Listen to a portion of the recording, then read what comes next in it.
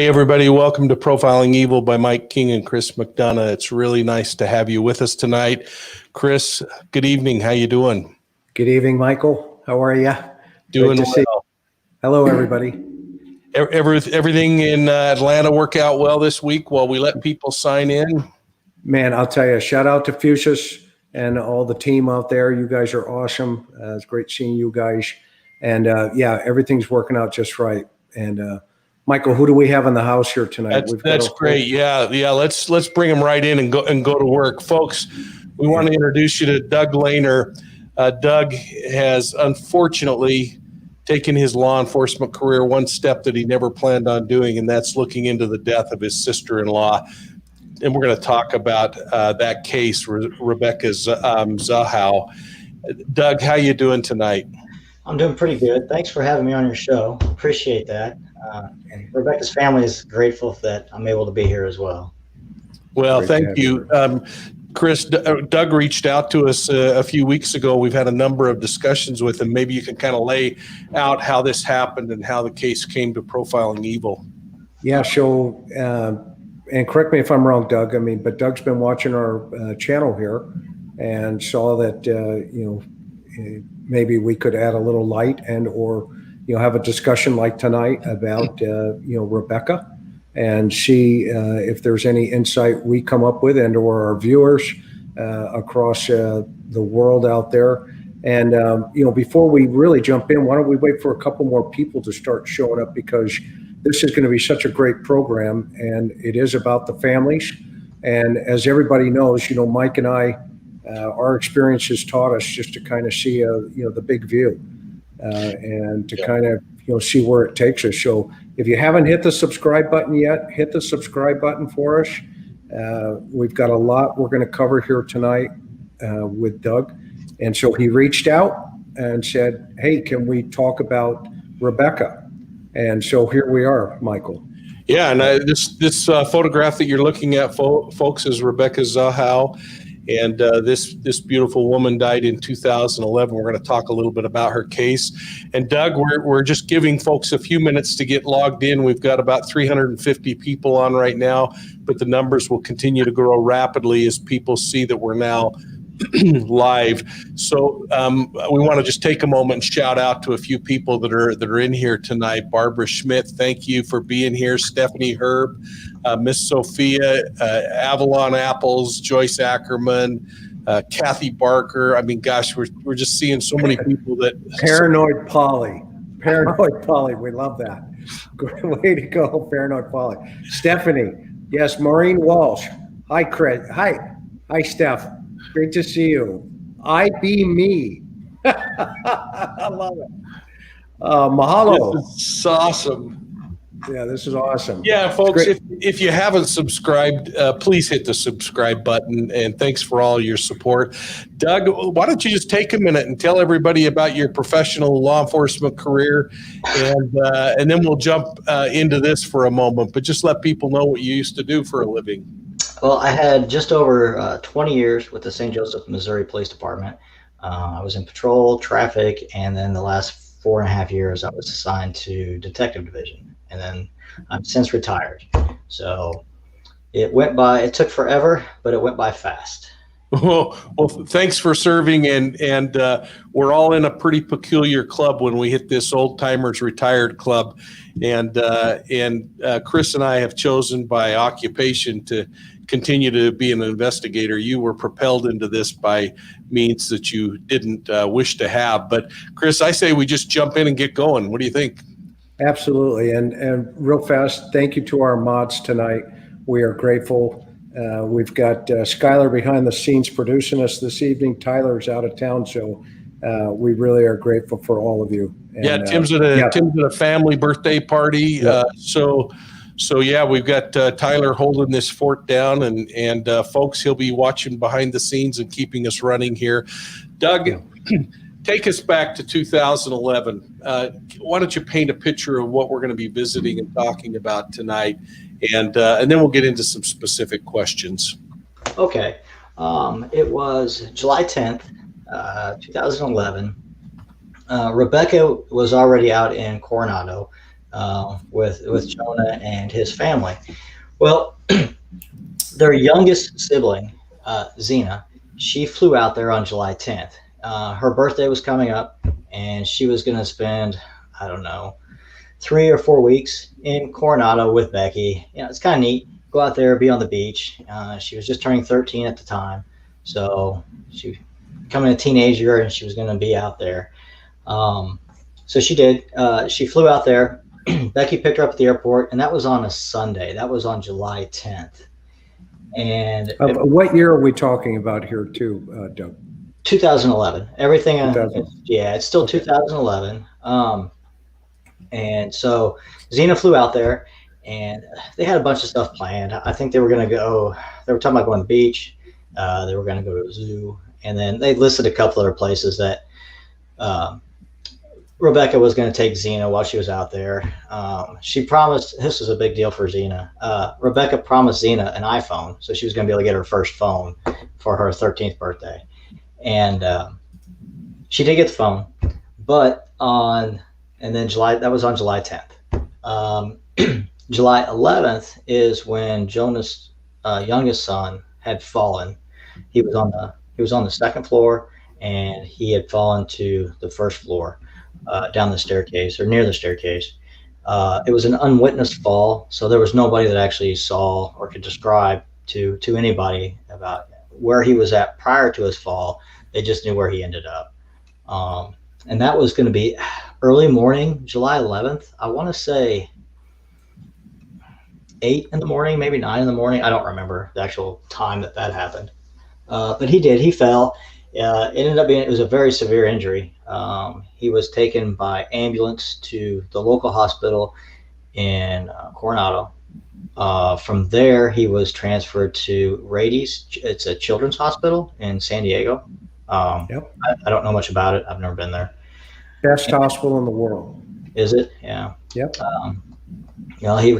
That's where he went, and unfortunately, he didn't make it though. Hey, Doug. Yeah, let me interrupt you for a minute and help people understand kind of where we're talking about right here. So folks in the United States, San Diego is down in this corner right here, and if we kind of zoom into the area here, well, let's see if I can actually zoom into the area without making a fool of myself. In fact, they've seen you drive. So yeah, that's the frightening thing, isn't it? Let's see here. All right, we're going to zoom into the area here and see if I can actually get us where we need to go. But so we're on the West Coast in the U.S. We're below Los Angeles, for those of you who don't know where San Diego is, and we're out in Coronado, correct? Yes. Doug? Chris, yes, that is correct. Investigative grounds, Chris. So this is an area you're familiar with as well. So while this draws now, Doug, go ahead and we'll just let you kind of speak to the imagery that's here, and I'll hurry and make some quick adjustments as you're talking so people get a sense of the area that we're looking at. Right. It's going to be the red building right there where the O is in Coronado. But it's a big mansion. It's called the Spreckels Mansion, and it was a big area. But Max did, like I said, he fell, and he ended up going to Rady's, and all this is on Monday, July 11th.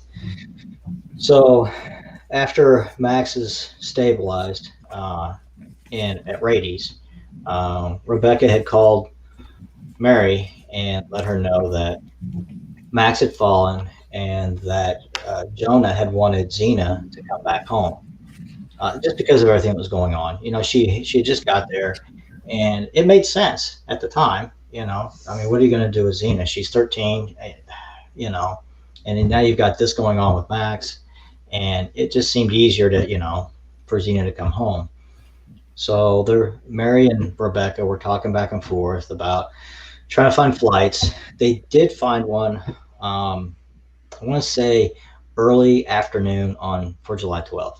So while everything is coming in, as far as we're getting updates about Max, it all sounds like it's a bad injury. It was all coming in that it was, that he may be doing okay. It was kind of back and forth that first day. Now, are you getting the updates directly from Rebecca? Yes, that's the only person that we're getting updates from is directly from Rebecca. So it goes from Rebecca to Mary or Rebecca to me. And I talked to Rebecca one time on that Monday. I was actually driving to work, and she had called, and she just kind of went through where everybody was in the house, as far as what their plans were that morning, and where everybody was at the house at the time that Max had fallen. And she was concerned about him. She was worried about him, but she didn't know what happened. I mean, she said she was in the restroom, and then she heard a lot of noise, which is the exact same story that Zena had. She was in the upstairs bathroom. The house has multiple levels. It's a two-story house, but it has multiple levels within the house. So Zena was all the way up on, I guess, like the top floor in the back when Max had fallen. Zena was the one that actually called 911 while Becky was trying to perform CPR on Max at the time. So, like I said, that was all on the 11th. So the evening of the 11th, Mary and Becky did talk, and at that time, everything was still hopeful for Max. We contacted the church; they were sending out prayers. Rebecca had done the same thing with her local church back in Phoenix, and nothing sounded horribly bad, but it didn't sound very good either. It was just kind of going back and forth, that he was getting better, then he was getting worse, and he was getting better. I guess I'm kind of leading over into the 12th a little bit. Well, so here's a question I have. So how was Rebecca handling this? I assume she was the adult in the home at the time. She was the only adult present. Now, Rebecca, I mean, she was performing great. She never did anything that was in a stressful type of career. And this is an extremely stressful situation. This little boy had fallen, Max. He's not breathing, so he's turning blue. She's witnessing all this. She's taking all this in, and she's still able to function, to get people where they need to go, get Zena where she needs to be, make sure that she was taking like a pair of clothes out to Jonah. She was picking people up at the airport. She was able to do all these things, and still she didn't shut down. It didn't break her spirits. If some people that see that, that kind of a scene, they would just completely shut down. Well, Rebecca, to be honest with you, that whole family is tough. Okay. I don't know where it comes from, but they are all this is a positive thing. They're very headstrong. And, Rebecca just picked it up and she ran with it. She even told Mary that the reason she wasn't going to come back is she wanted to make sure that everything that Jonah was needed to be, she was going to take care of him, make sure he needed what he wanted to do, or anything that he needed. Because Mary was trying to convince Rebecca to come back with Zena. There's no reason to be out there. If there's some things going on, Max is hurting, and Rebecca was defiant. She was like, no, I'm going to stay here. I'm going to be strong for Jonah. I want to help him out. I want to be with him through all this. And be there for Max. Because even if you go back, like, Rebecca really wasn't, I think she didn't want kids until she met Max. Because when she met Max, I really think she wanted to become a mother of her own. She loved Max. She even said, he's not mine, but I treat him like he's my own son. So those kind of things were going through Rebecca as this relationship progressed between her and Jonah. But back to the 11th, Mary was trying to convince Rebecca to come back home, and she wasn't having it. So she wanted to stay right there. She wanted to help everybody out. She wanted to make sure they had a place to stay, rides from the airport, and where they needed to go. So was her emotional state more about supporting, because one of the things we like to obviously do, right, is we want to kind of set some foundation in terms of understanding everybody involved. So tell us about the relationship between Jonah and Max and Rebecca and Max, independent of each other. Right. With Jonah or Rebecca and Max, she fell in love with that kid. I mean, she did. She would always call back and talk about what he had done and what his grades were, his mannerisms. talked a lot about soccer. She was going to school events. I mean, she was driving him to school. She was picking him up from school.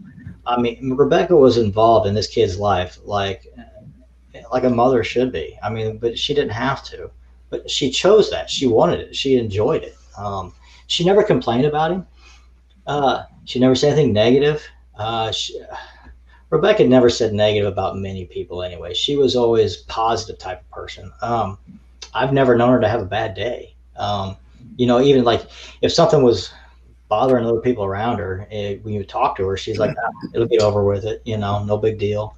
That's kind of how she was. But she cared for a lot about Max. I think a lot of conversations we had when she would call back and talk about things she's doing, the things that she's talking about are things that she had done with Max, different places they'd gone. Soccer was this kid was really big into soccer. And from what I heard, he was really good. I mean, like really good. So she was taking him to all those and supporting him. Now, Jonah and Rebecca, I believe they had a really good relationship. How about Jonah and Max? What's Jonah and Max's relationship?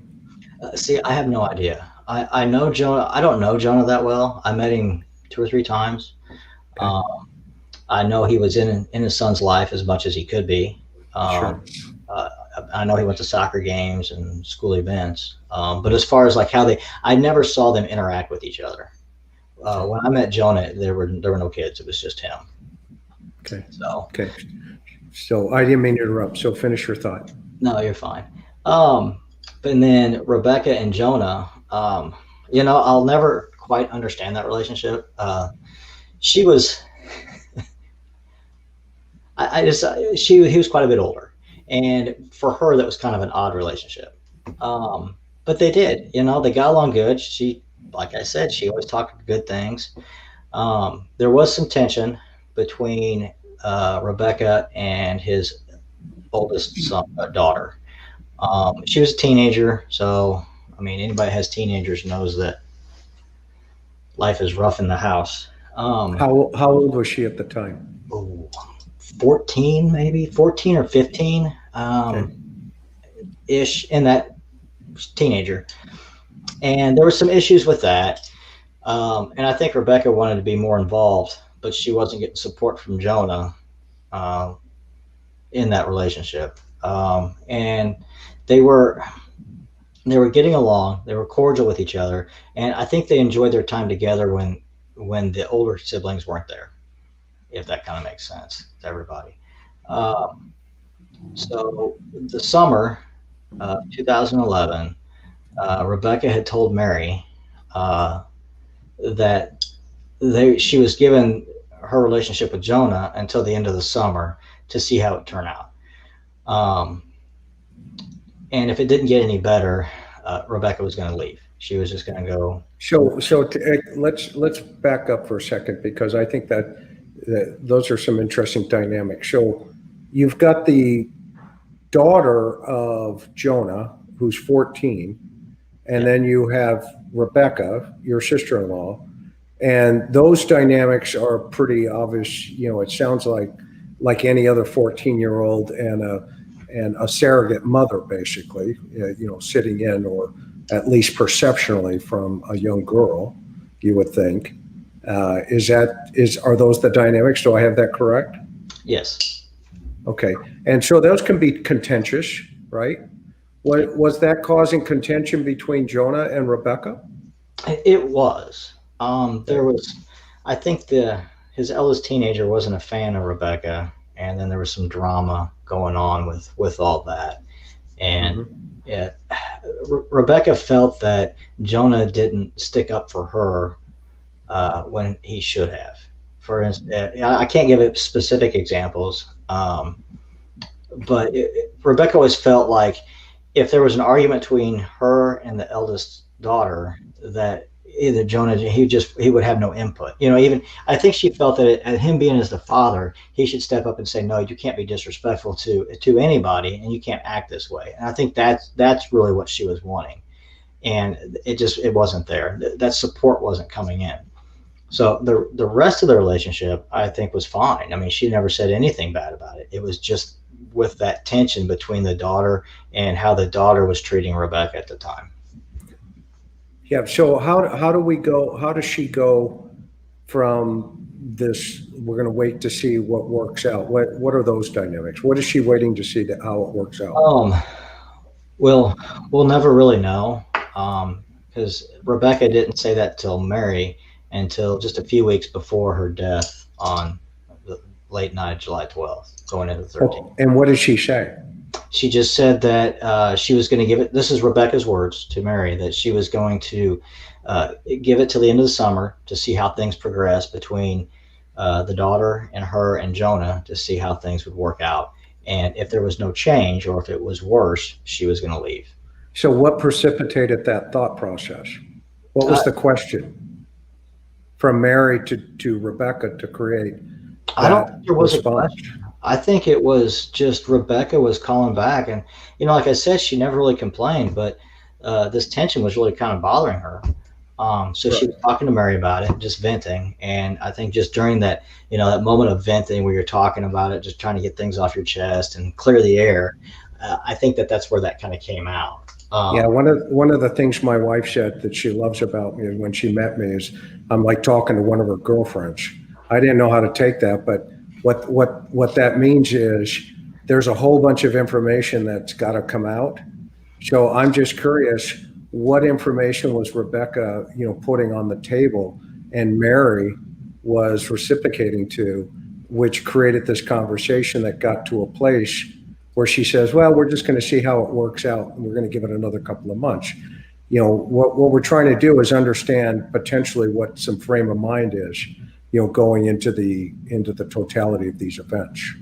Right. I never asked Mary, so I don't know. I just know that Rebecca had told her. Let's put that on the list. Let's put that on the checklist, okay? Because that's important to understand, okay? Okay, go ahead. Finish your thought now. So, with that being said, Rebecca was going to give it till the end of the summer. Now, I do know before this that there was less tension between her and the eldest daughter. So I think that it was kind of getting a little bit better, but we'll never know how that was going to transpire now.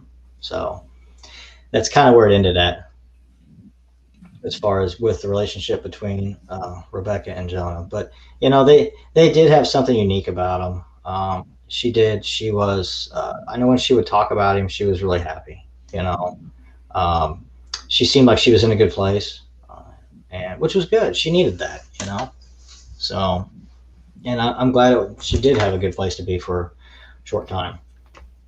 So let's move forward to the night before Rebecca dies. People are starting to come into town to be with family. Kind of walk through that scenario, Doug, and get us up until the time that they leave the hospital and now head home the night before she dies. And folks, we just want you all to know we're talking about Rebecca Zahau, and we're exploring with her brother-in-law, former law enforcement officer Doug Loehner, some of the events leading up to and about her death, and some of the suspicions that the family has in regard to the investigation. We've had a number of you who have fired in some super chats, so thank you, GM. Sorry, and I missed one earlier. I'm so sorry about that. We'll try to capture those in a bit, but thank you for being with us, and let's get back to the story. Okay, so we're going to go to July 12th, mid-afternoon. Maybe it's late afternoon. It's somewhere in the afternoon. So from there, Rebecca takes Zena to the airport and drops her off, and she picks up Rebecca. So Rebecca picks up Adam from the airport. And Adam is who? Adam Shacknai is Jonas Shacknai's brother. Rebecca has met him a few times, so she's familiar with what he looks like. She knows who he is, but I wouldn't say that they were close or had conversations. So this is Uncle Adam to Max. That would be correct. It's Jonah's brother. So from the airport, they go to the hospital where Jonah is. So this is going to be Rebecca and Adam.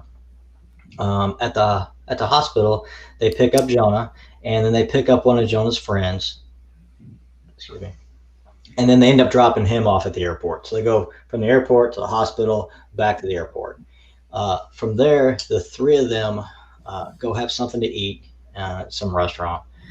Now, Mary believes, I don't know if this has been out there yet, but Mary she did talk to Rebecca, and this is going to be later on in the night, but I even remember Mary was upset that night when she got home because she had talked to Rebecca, and when they had dinner, Rebecca told Mary that she had waited in the car.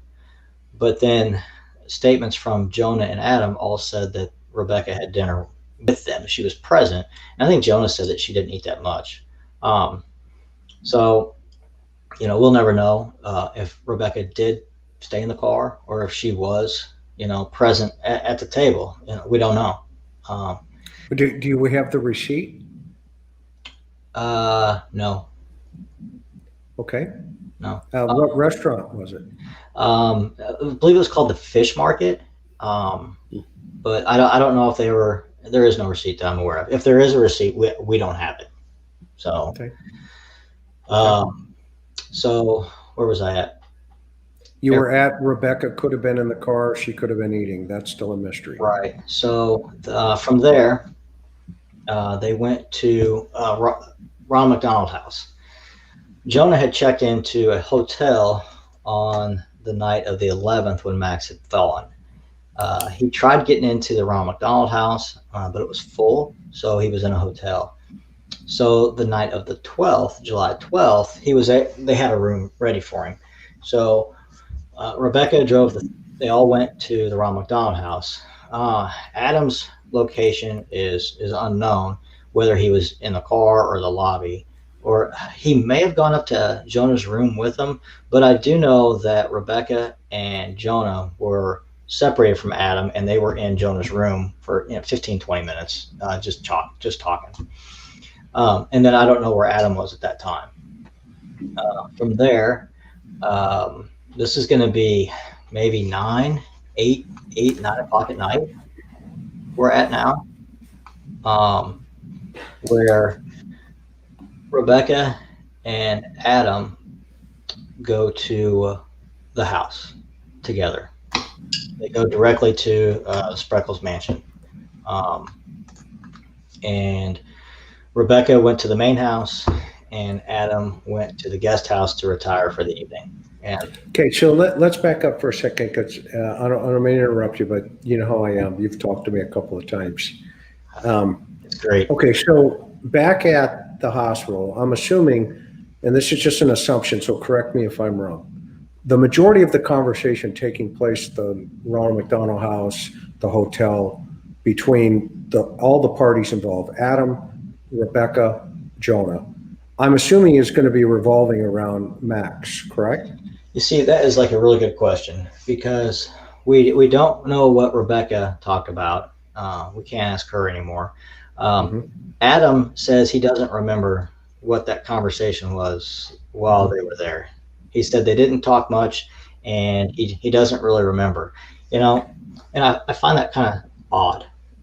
You just, if that was my nephew and I had just flown into town, I want to know what happened. That is the time I get informed of everything that's going on. Okay. I'm gonna throw a curveball at you. Okay. From a father who's lost a son. Okay. It's a blur. Yeah. It's a total blur. Okay. And that means family members, everybody, including yourself, as you know, because you were there, right? Well, you can't remember all the dynamics of the conversations that took place. And so, I mean, to kind of narrow it down, I'm just playing devil's advocate for a second, right? Because I care about you, and I do. Okay, I say that as a friend. Okay, but that the stress and the trauma of losing a child is the worst problem any person could probably ever go through. Okay, outside of other things, I mean, there are things that significantly are horrific, and this is obviously one of those things. And you guys got a double whammy here. you're not only dealing with the death of a little boy, who it sounds like he went off the railing, I think, on a scooter or something to that effect. I believe so. That's what they said. Yeah, and then you have all of these family members start coming into town. I want you to just kind of, as you tell your story, Doug, just kind of think about, expanding it out here and seeing not so myopically yet, okay? Because we can get into that, but don't presuppose that Adam wasn't having the same feelings that you were having and that maybe Rebecca was having and Jonah was having, because each of those dynamics are compartmentalized to each individual, and people see and do things way differently depending on the stress of the incident. And this is a very stressful incident. So that said, okay, from what are your feelings on what I just said, and how do you feel? How do you pick me apart, right? Okay, I would agree and disagree both. I think absolutely. I do. When we went out to San Diego to bring Rebecca back home, that those days were a blur. Yes. Right. But on the other side of that, if I was coming in and wanting information on a situation, I do remember that. I remember vividly talking to investigators twice. I vividly remember, I remember being at the funeral home where she was at, seeing her for the first time. They're all like, those are significant events. Now, if you were to ask me where we ate at, I don't think we did. Yeah, those kind of things. I remember we took Pari, Mary's mom. She had to get a haircut while we were out there, so she had to perm. But see, I remember those kind of things, and I remember the conversation Pari had while she was getting a perm in her hair. So those kind of things I remember. But I really believe that if your nephew was not deceased yet, and he had a severe injury, and a lot of and since it's unwitnessed, you're going to hear a lot of I don't knows. I think the I don't know would be so overwhelming that whatever conversation would come out, it would be something fruitful other than I just don't remember. Okay, but you're looking through the lens of a cop at that time. Am I right? Oh, I'm a little biased on this, yes. Okay, okay, I love you to death, okay, but back in 2011, you were a family member. Yes. Okay, but you're looking through the lens of an investigator. Okay, so you're gonna see and say things that none of the other family members are gonna see or say. Would you agree with that? I would agree with that, yes. Okay, so as a result of that, okay, you're gonna try to fit things together to try to make sense of a tragedy that makes no sense. Probably. Okay, so that's always important to understand in victimology. Okay, it's always important to understand. You have to look through the lens of the victim, not the lens of the witnesses. True. Okay? I always just thought that was odd. Just that he just couldn't remember that. I totally respect that. Totally respect that where you're coming from. And I'm not saying it's right or wrong. I'm just talking from my own experience, in going through a tragic event. I saw everything post-incident as a cop. Okay. And I wasn't looking, through the lens of a father initially. I was suffering through the lens of a father, but post-incident, I saw through the lens of my training and experience. And since that time, I've had to step back and say, oh, wow, I really did miss a couple of things. But that said, go on. Let's get to the next piece here. Mike, what do you think, Mike? You're too quiet. I'm you know me. I just listen intently, and I'm thinking behavior along the way. Exactly. So Doug, yeah, let's please just keep unpacking it, and let's finish out the night now. Well, after dinner, they went to the Ronald McDonald house. I think I went through that. How did I get off to the? Well, they're at the house. So she goes to the house. Now, when Rebecca goes into the main house and Adam goes into the guest house, Rebecca's actually on the phone with Mary, and because Xena had landed, here in Kansas City. So she picked her up at the airport, and Mary was talking to Rebecca on the phone with Zena, and they were trying to three-way in their mom, but for some reason it just wouldn't go through. Um, so Mary talked to Rebecca for 45 minutes. At that time, our house was about that far from the airport. And they talked all the way till Mary got home. And that's where she found out. What was the conversation? Oh, they talked about a bunch of stuff. About Rebecca wanted to make sure that their other sister in Germany knew what was going on. She did want to talk to her mom, but since they couldn't get the phone to work, I don't know what happened with that, but they couldn't get, for some reason, they couldn't get Pari on the line on a three-way. But Becky did want to talk to her mom and her dad. I know she said that, she'll just talk to him tomorrow. When they couldn't get to work, she just like, you know what, there's no reason to keep doing this. I'll just call her tomorrow and I'll fill her in myself. Just tell her I love her, and, we'll be in touch tomorrow.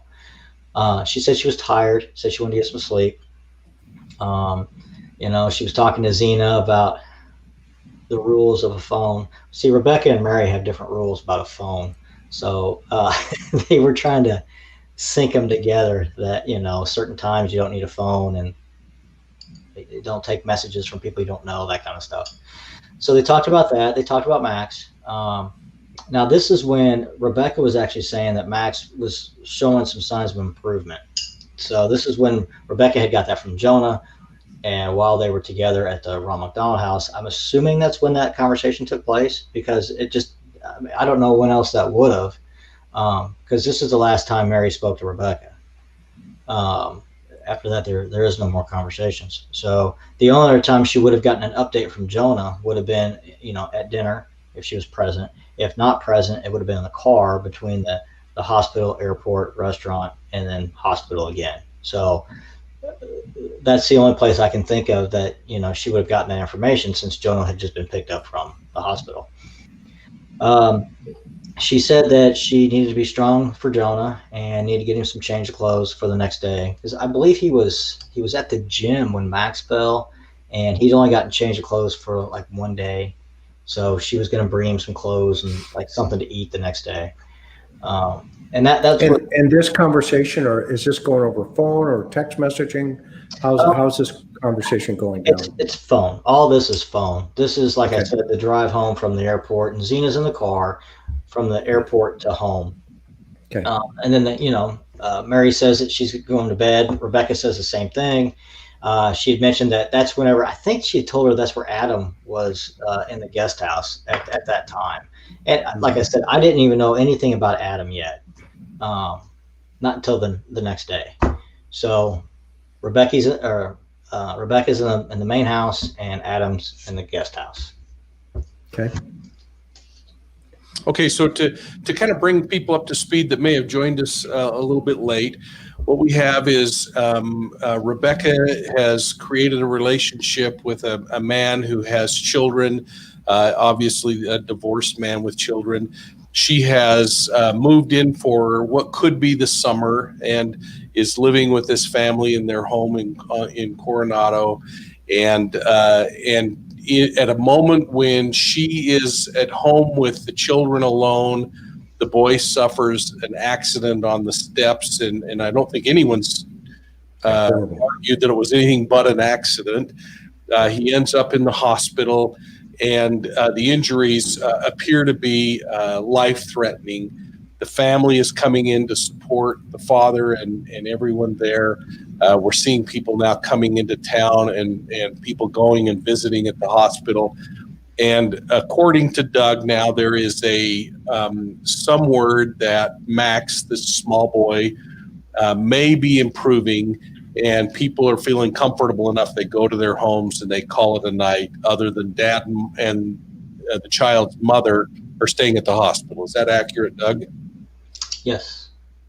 The mother would have been at her house, no, I take that back. That was wrong.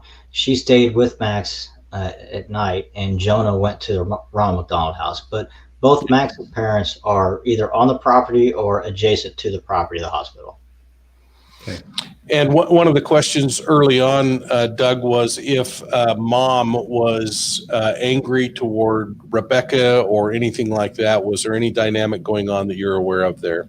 There was a unique relationship between Max's mother and Rebecca. They didn't get along. It just wasn't going to happen. Okay, and we don't need to really explore that much. It's uniquely normal Yeah. in a divorce situation. Well, it's tough. It is, and it's tough. Yeah, it's hard. You've got a 6-year-old kid, and you've got 2 parents. And I feel bad for Max's mom to have to go through all that. I really do. it's horrible. It's horrible. It can't be easy. No, it's terrible. Go ahead, Mike. I didn't mean to interrupt. Please. What was your next thought? No.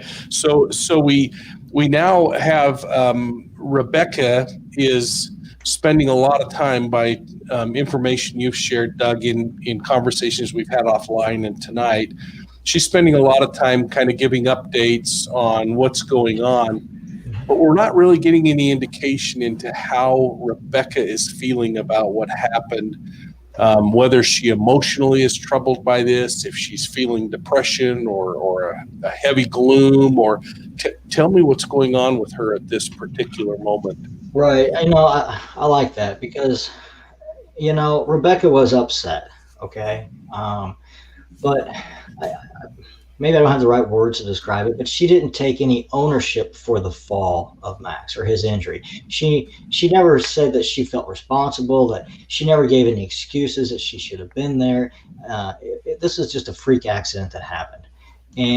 But she was upset, but she wasn't upset to the point to where she felt responsible for causing this in any way, whether it was by not being there when it happened, or if she was in the room or the area when it did happen. That wasn't an issue at all. It was just, she was just like, this is upset, and she was just working the problem through the best she could. Even when the deputies had interviewed the witnesses involved in this, they all said that Rebecca was a responsible person. She was strong. She was handling it well. None of them said that she felt any ownership for Max's fall, except she just wanted to be there as a supportive role for Jonah. Yeah. So let me just stop you there, because I've been on, I would say probably hundreds of accidents at home.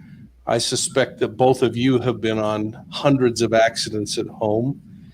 Tell me where her behavior would fit into the spectrum from your experience, Doug, because that is still a little bit of a challenge for me to not still be somewhat wringing your hands, because you're the responsible adult in the home and this accident happened. It wasn't her fault, but you're the responsible adult. Give me your thoughts on that. Well, like I said, she was the only adult there, and she, the period of time was too short. It's really hard to give a good description of how she was acting. She, because you're talking the morning of the 11th, and she's scrambling to find a way to get Zena, back home. She picked up 2 family members at the airport, had drove them around, had dropped Zena off. She was staying busy. I know she had called the Coronado PD, or asked a person with Coronado PD if it was okay if she could clean up the chandelier, which she did. She cleaned that all up, and Zena, while Zena was cleaning up the chandelier, she cut her leg on a shard of glass, and she had to take her to an emergency room or an urgent care to get stitches for her leg. So she's dealing with this. If I could probably answer your question a whole lot better if I had more time. I talked with Rebecca, or to see how she was going. Mary was talking to her several times, but I only talked to her one time, and everything I was getting from Mary, and even when I did talk to her, there wasn't hysterical about it, and she had accepted what had happened already, but she was just like, I just want to make sure everybody's taken care of. They don't need, this is a stressful situation, as far as getting people back and forth. She's like, I can do that. I'm able to do it, and I don't mind doing it, and I want to be supportive for Jonah. I mean, that's the best answer I can give you. Did we? Yeah, no, thank you. Did we ever? I've never heard a 911 tape to hear what the conversation with the 911 dispatcher was on that. Can you relay anything to that? Zena's the one that actually called. So she's 13 and Zena doesn't know. You're talking about Max's 911 call or Adam reporting Rebecca's death? I'm interested in now reporting Max's right. injury and what Rebecca's response was there and her state of mind on that 911 call. And now you're saying it was Zena that made the call. Zena actually made the call for Rebecca, who was doing 911. Zena didn't know the address. So you can hear Zena saying you don't know the address, or maybe it was on speaker and Rebecca heard them, ask for the address. But Rebecca then yells the address back to the dispatcher so EMS can respond and care for Max. So, I mean, she was able to get that out. You can hear her talking in the background, and she's lucid. I mean, she's not acting all crazy. I can't remember her exact words right now, but there's stress in her voice, but it's not like a panic stress. Thank you. And Draw Latina, thank you so much. I wanted to make this question known real quickly. And we're talking about this reaction that Rebecca had during the accident, trying to understand a little more. It also helps us understand from a behavioral perspective. I mean, sometimes we want people to respond the way we would respond, and that's an unfair thing to ask of people. We have to understand more about that personality, and we're going to talk a little bit more about Rebecca and her personality and her background in just a moment. But I wanted to just get that out there, that is still something that becomes in the nomenclature that we use professionally, that red flag that we have to say, why is that one waving in the wind right now? So we get past that though, and it's now people are starting to retire for the evening. What's going on? Well, I did want to mention that there was a clinical person. I don't know what they're called in California. Chris, you might know. They're called TIP. It's Trauma Intervention Program. There was one of those officers riding with Coronado PD who actually spoke to Zena and Rebecca on scene at the house. Not only there, but she ended up going to the hospital with them, and she spent some time with Rebecca. And everything that she reported about this event, she said Rebecca was fine mentally, that she wasn't disturbed. And then Coronado PD even noted that she had no signs of no suicidal thoughts or no suicidal indicators at that time as well. So I hope I covered your question there that you wanted. Yeah, no, I think, those TIP volunteers are pretty fascinating individuals, and a lot of them, they're very well trained. And San Diego actually was one of the first places in the country to kick off those programs for mental health. Okay. And what it is, a lot of doctors, psychologists, sociologists, just a lot of people step up, and social workers, and they volunteer their time pro bono. And they ride along with law enforcement in this program. And in these trauma events, they're even on a call out list like this. The death of a child or a serious injury of a child, you would expect a TIP volunteer to sit there, and they basically just listen and guide you through it. So, if her observations are that, and I read the report where, she said that she sat with her, through, the incident, and that, she seemed, pretty well put together. So the dynamics though, from your perspective, that incident now, everybody's at the hospital. Rebecca's, she's had a full day where she's held it together. She is now becoming, somewhat the stable one from basically what you're saying. And that she's shuttling people back and forth to the airport. She's picking people up. She's rushing Zena to the place to get her cut, fixed. She's cleaning up the chandelier. I mean, this woman's got a tremendous amount of pressure on her too, right? Would you agree with that, maybe? She's under a lot of stress. Yes, Okay, so she's got a lot going on. She yeah, does. she's got a lot going on. I mean, and some folks handle that. They get really, they compress inside and they get real quiet, and that's for another show where a doctor can make that evaluation. I'm just looking at it through the lens of an investigator. It's like, okay, well, it looks like this person may or may not be functioning properly or correctly, and we don't know. You never know, right? Until. So now, who's actually at home? So you have, and let's tell everybody who Mary is. That's your wife, and she is Rebecca's sister. Correct.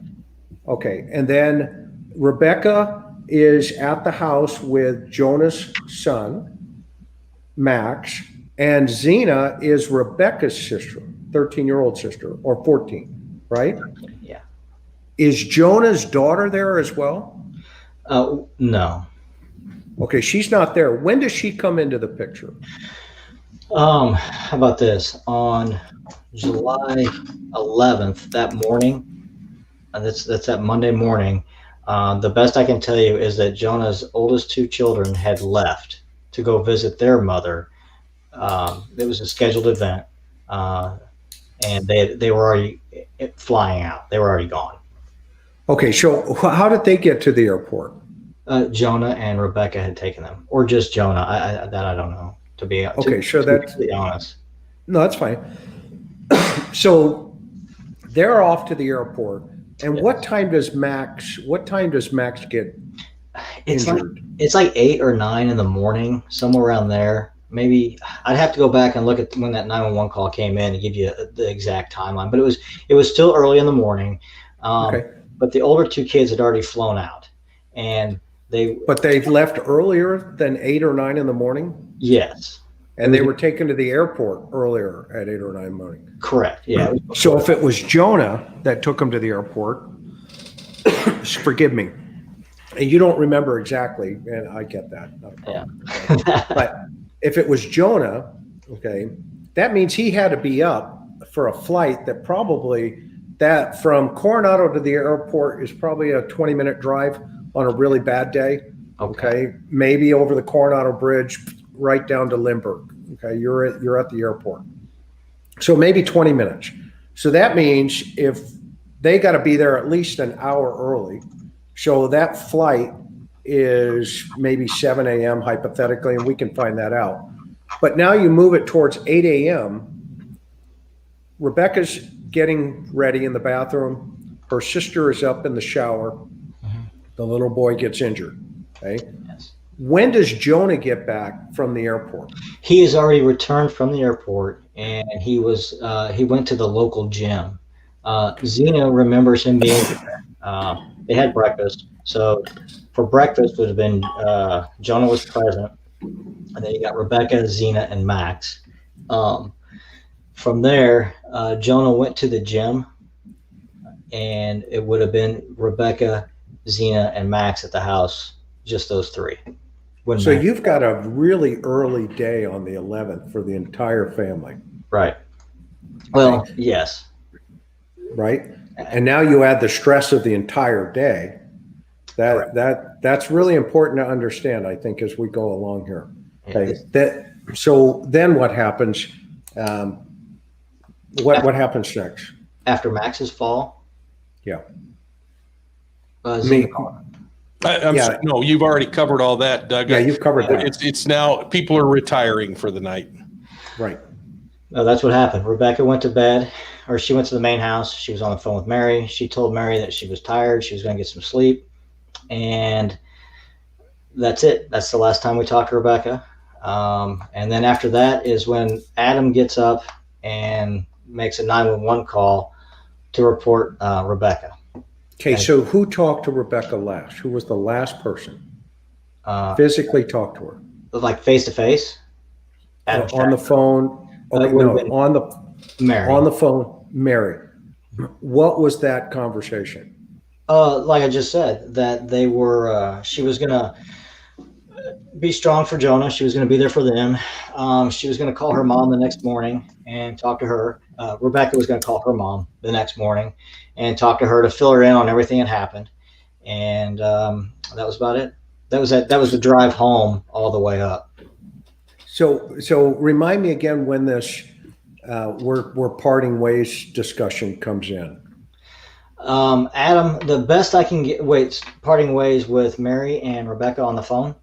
Yeah. She just said good night. I love you, and I'll talk to you tomorrow. All right. Okay, Is but there conversation with Adam before she goes to bed as well? Yeah, there's a conversation with Adam outside in the courtyard, and then Rebecca goes inside, and that's when she's on the phone with Mary as Mary's driving home. They're entirely separate wings of the house.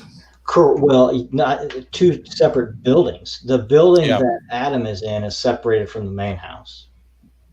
Okay. Okay, but the last call she's having is with her sister, right? It's her sister. Yes. Somehow this conversation's taking place that has a conclusion of separation from Jonah. No. Okay, then I've gotten confused here, which is not unacceptable, but it happens. Yeah, So, no. Chris, the fast track was they left Jonah at the Ronald McDonald house where he's staying. Right. Mom's with Max at the hospital. Now the rest of the family's gone back to the mansion, and they're now. Right. She and Adam separate, and she's on the phone with Mary, and they're saying goodnight. No, but right. But there's also the conversation that says, well, we'll wait. I'm going to give it a couple more months to see how. When's that occur? That's the one I'm talking about. That happened May. Okay, so this is a couple of months before. Yeah. Right. Yes. Yeah. Sorry, Okay. I wasn't catching where you were, bud. Sorry. So we're into month 3 of the 3 month. I'm going to give it 3 more months. So May, June, July is 3 months. Correct. So in her frame of mind, is she thinking that's the month she's kicking off? No. How do we know that? Because that's the middle of the summer. They're not back. Because they live in Phoenix. So it was all when they got back to Phoenix was the end of the summer. So that's whenever she was going to decide on what to do. Okay, but she tells her sister in May, which you just said, right? And correct me if I'm wrong, that she's going to give it 3 more months with Jonah. Well, till the end of the summer. Okay, to the end of the summer. So that would have been 6 months.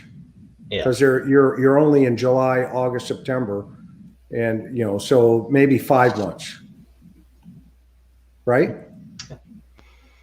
So May is when she had told Mary that she was going to give it this summer, and that was the last time I think they even talked about where she was at.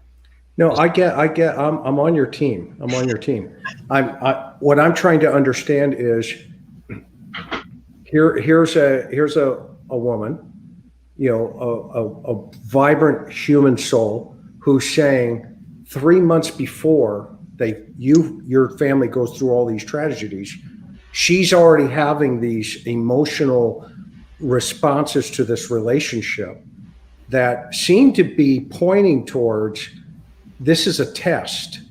The next 3 months are behavioral tests. If Jonah falls within sight of these check boxes, and I'm assuming your sister is having these conversations with her sister, who's probably saying, and correct me if I'm wrong, how's it going between you and Jonah?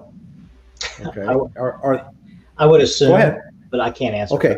I really don't. Let's put that in the column. Let's find these things out because these are important. Okay. So now you have this idea that says, okay, we'll just say it's 5 months. Okay. Even though Mary recalls potentially it's 3 months. Either way, she's in this place now up here where this tragedy has occurred in a relationship where she's not the mother to that child. Would that be accurate? That is correct. Okay. And she's now thinking potentially, and we don't know, okay? Well, I've been thinking for the last 3 months, okay, that there are a couple of things that are already starting to, we'll just call them deal breakers to the relationship. Was there any indication to your family during that time that this was a deal breaker emotionally? No, and I can tell you why. Okay, tell me why. Rebecca was so adamant after Max had fallen that she wanted to be there for Jonah. She wanted to help him through this. I mean, she repeated that to Mary. Mary really wanted to come back home. She's like, I want you to come back home. I want you to be here. And Rebecca was so resistant. She just like, look, I really just want to be here for Jonah. I need to be here. I need to be supportive to him. And like I said, it's a long amount of time as far as stress coming into a person, but then it's a short amount of time that we have left with Rebecca since Max fell. Okay, but you just answered my question, I think, inadvertently, because Mary, her sister, is on the phone telling her, you got to get out of there. You got to come over here with me. She wants her to. Right. So that's crucial, by the way. Okay. Because that can change the dynamics of the emotional state now of Rebecca, potentially. Okay. Because in a behavioral analysis aspect, when we look at victimology, okay, one of the critical things that we have to look at is we have to kind of get, to the state of mind of potentially what that individual may or may not have been thinking. And then the doctors can do all their analysis through that. But for investigators, it's our responsibility to ask these tough questions. And I'm not trying to be hard on you. I love you to death. Okay. I mean, as a friend, and my heart goes out for your family. There's no question about it. Okay.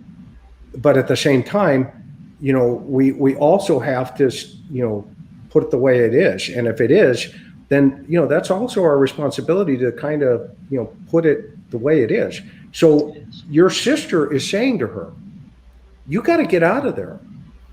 Okay? Right. Help me understand those dynamics.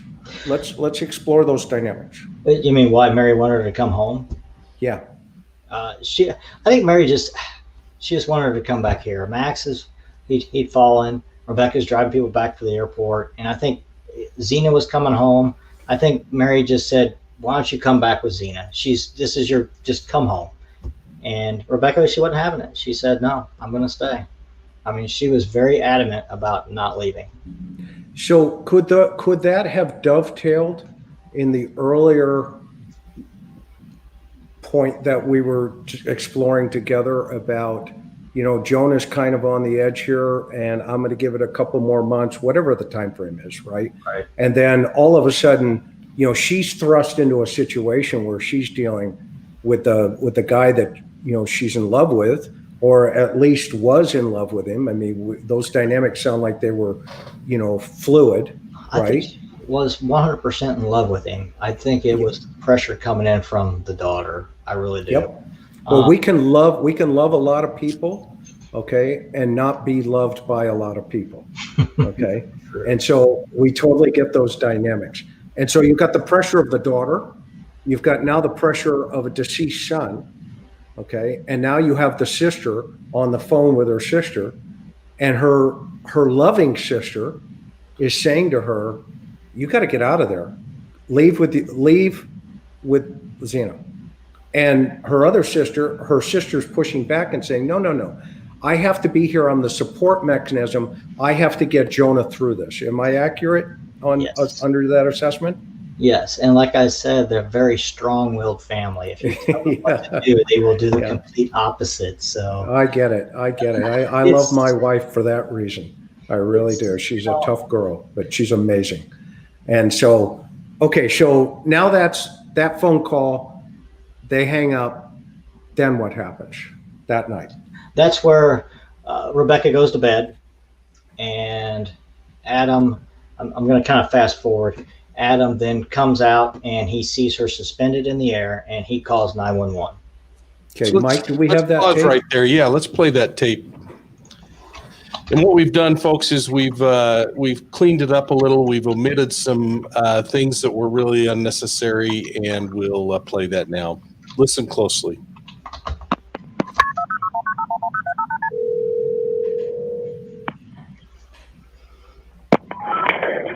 emergency. What are you reporting? Yeah, I got a girl hung herself in a guest house of it's on Ocean Boulevard across from the hotel, same place that you came and got the kid yesterday. Okay, sir, what is the address? I'm not sure. The back house is 1928 something. I'm not sure. Let me call you back. Okay, sir, is she still alive? I don't know. Okay.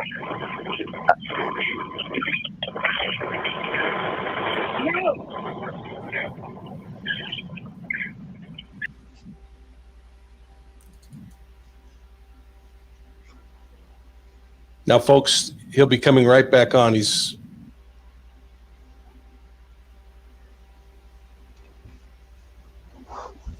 have we frozen up there?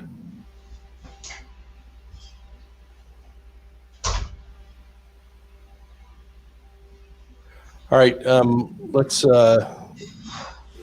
let's carry on for a moment while we figure that out. Let's try replaying that one time more, Skylar, without interruption.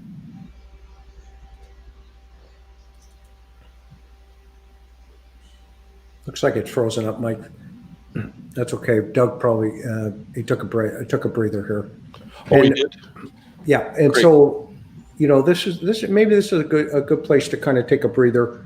Doug, are you okay? You doing okay? You doing okay? I'm good. Okay.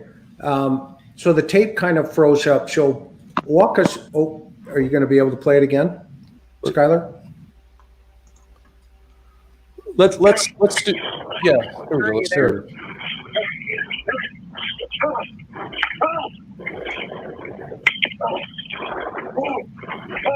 Are you alive?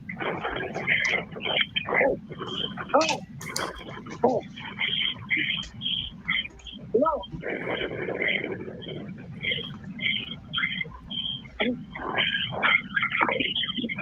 Hello. Yes, sir. Did you get the address? No, sir, I need the address.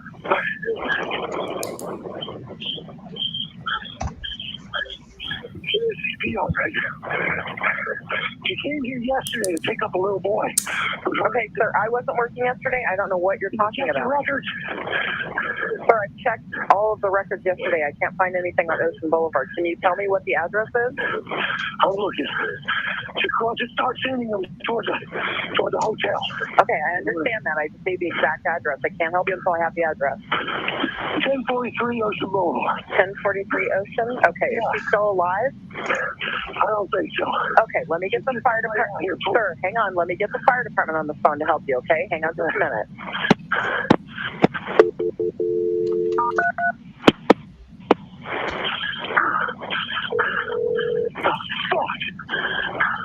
Come on. Fire medical emergency? Coronado with a transfer. Go ahead, sir. Okay. Hi, Got a lady that's hung herself. what's the address? 1043 Ocean Boulevard. 1043 Ocean Boulevard? Yeah. Okay, what's wrong? She hung herself, man. She woke up. Okay, is it the house? It's a house. Yeah. Okay, how old is she? I'd say about 30. 30? Okay. When was the last time you saw her? Last night. Okay, is she beyond help? Well, give me some. I'm compressing her chest right now. Okay, hold on. So what's your name? I'm Shackner. Okay, I have help on the way. What's your cell phone number? Is it 901-485-8341? 901-485-8341. Okay, listen to me. Help is coming right now, okay? And Petey, you're on the way? Yes, we are. Okay. And you're All right, we can there with stop her. it Did you there, cut her down? Skylar. Thank you. So, Doug, there's been a little bit of controversy around that tape, and to those who have donated in the last little bit, thank you so much, Ms. Kojak. I did see Draw Latina had helped us a little more. Thank you so much. But Doug, let's kind of talk about some of the polar opposites between what some people are expressing in that tape and how you and your family are viewing some of the issues on that 911 call. Like what I thought of the whole call. Yeah, and your concerns about whether there is responsibility there, if there is not, whatever you're comfortable in talking about. When I listened to that tape, of course, I spent a lot of time in Tennessee, so I've heard a lot of folks. I mean, it sounds like a good old river captain from Memphis talking, and certainly the cuss words helped add to that. But it sounds like someone who's pretty stressed out about what's going on in the call, but I think there's some differing opinions on the other side of the fence. There is. When I first heard this call, I remember I played it and I played it and I played it, and it sounds like he's talking to somebody else, like there's somebody else present on scene, and I don't know who it is. Everybody said, or the sheriff said that he was there by himself, but it sounds like he's actually talking to somebody else on that tape. Is the tape publicly available? I believe so. Yeah, and if not, folks, you can go back and listen to it from the recording here. I think Chris and I listened to it at least 40 times in the last couple of days, going through that. And so a part of our responsibility is to be the devil's advocate as we look at this thing, and hope that those who are listening can start formulating their own opinions. One of those opinions or devil's advocate opinions is that there are some people who will talk and it sounds as though they're talking to somebody, but they're processing and they're trying to spill out what they're processing. The interesting thing was there were some things that happened in there that at one point he says, I'm doing CPR, and I was really intrigued. So I spent a long time in the medical examiner's report, and I didn't see anything that dealt with fractured ribs or a fractured sternum, which for any of us who have given CPR, that's one of the first things is you feel that sternum pop and the cartilage giving way. There was nothing apparently remarkable there. Now, that doesn't mean that it didn't happen and that she wasn't just a very flexible individual, but I got to say, I mean, I listened to a lot of that, and it sounded like somebody who was genuinely upset too. I don't know, Chris, what was your opinion as you listened to that? Well, I think right now, it sounds like, a guy calling 911, and he has some type of deflection, but not in totality. So Doug, I mean, help me understand your position, and then, I'd be real curious, obviously, from, what you know and what you've heard, and then maybe I can help, tighten up what my real opinion is in totality based on what I hear. For years, Mike, I thought the exact same thing you did, that when people are stressed and they're processing things, sometimes they'll say things out loud and not realizing they're saying it out loud, and it's their thoughts, and they verbalize those thoughts and they don't even realize it happens. And that's kind of what I believed, until there was an expert that looked at this, and not only does he talk to somebody, she talks back. Supposedly it's a female voice, and she actually speaks back to him, but we can't make out what she says. The person that analyzed the tape, or the 911 call, actually thought when he didn't know any details of it. So when he was analyzing this, he goes through it, and he was under the impression that maybe Rebecca was still alive. Well, we know that's not the case. So he does know that he's able, that if we could find this person, he would be able to match up that voice that's on that tape. So, and what minute mark did that happen, Doug? Do you recall? Yeah. Not right now. No, that will be interesting. Of course, those are the battles that you and your team get to figure out. We did listen for that, and we can hear at one point where he actually says, "Are you alive?" or something like that. Yeah, he asked her a question. He says, "Beck, are you alive?" Did he use her name? I didn't think he did. I thought that's what she said, but I could be wrong. Did he call her Beck? No, not that I know of. Did you guys call her Beck? No. I think he was dropping a few F-bombs, Chris, that may have sounded like that. at least the transcript indicates just, "Are you alive?" Okay. Right. I don't know what he called her. I believe Rebecca is what he did. We called her Rebecca or Becky. So. Okay.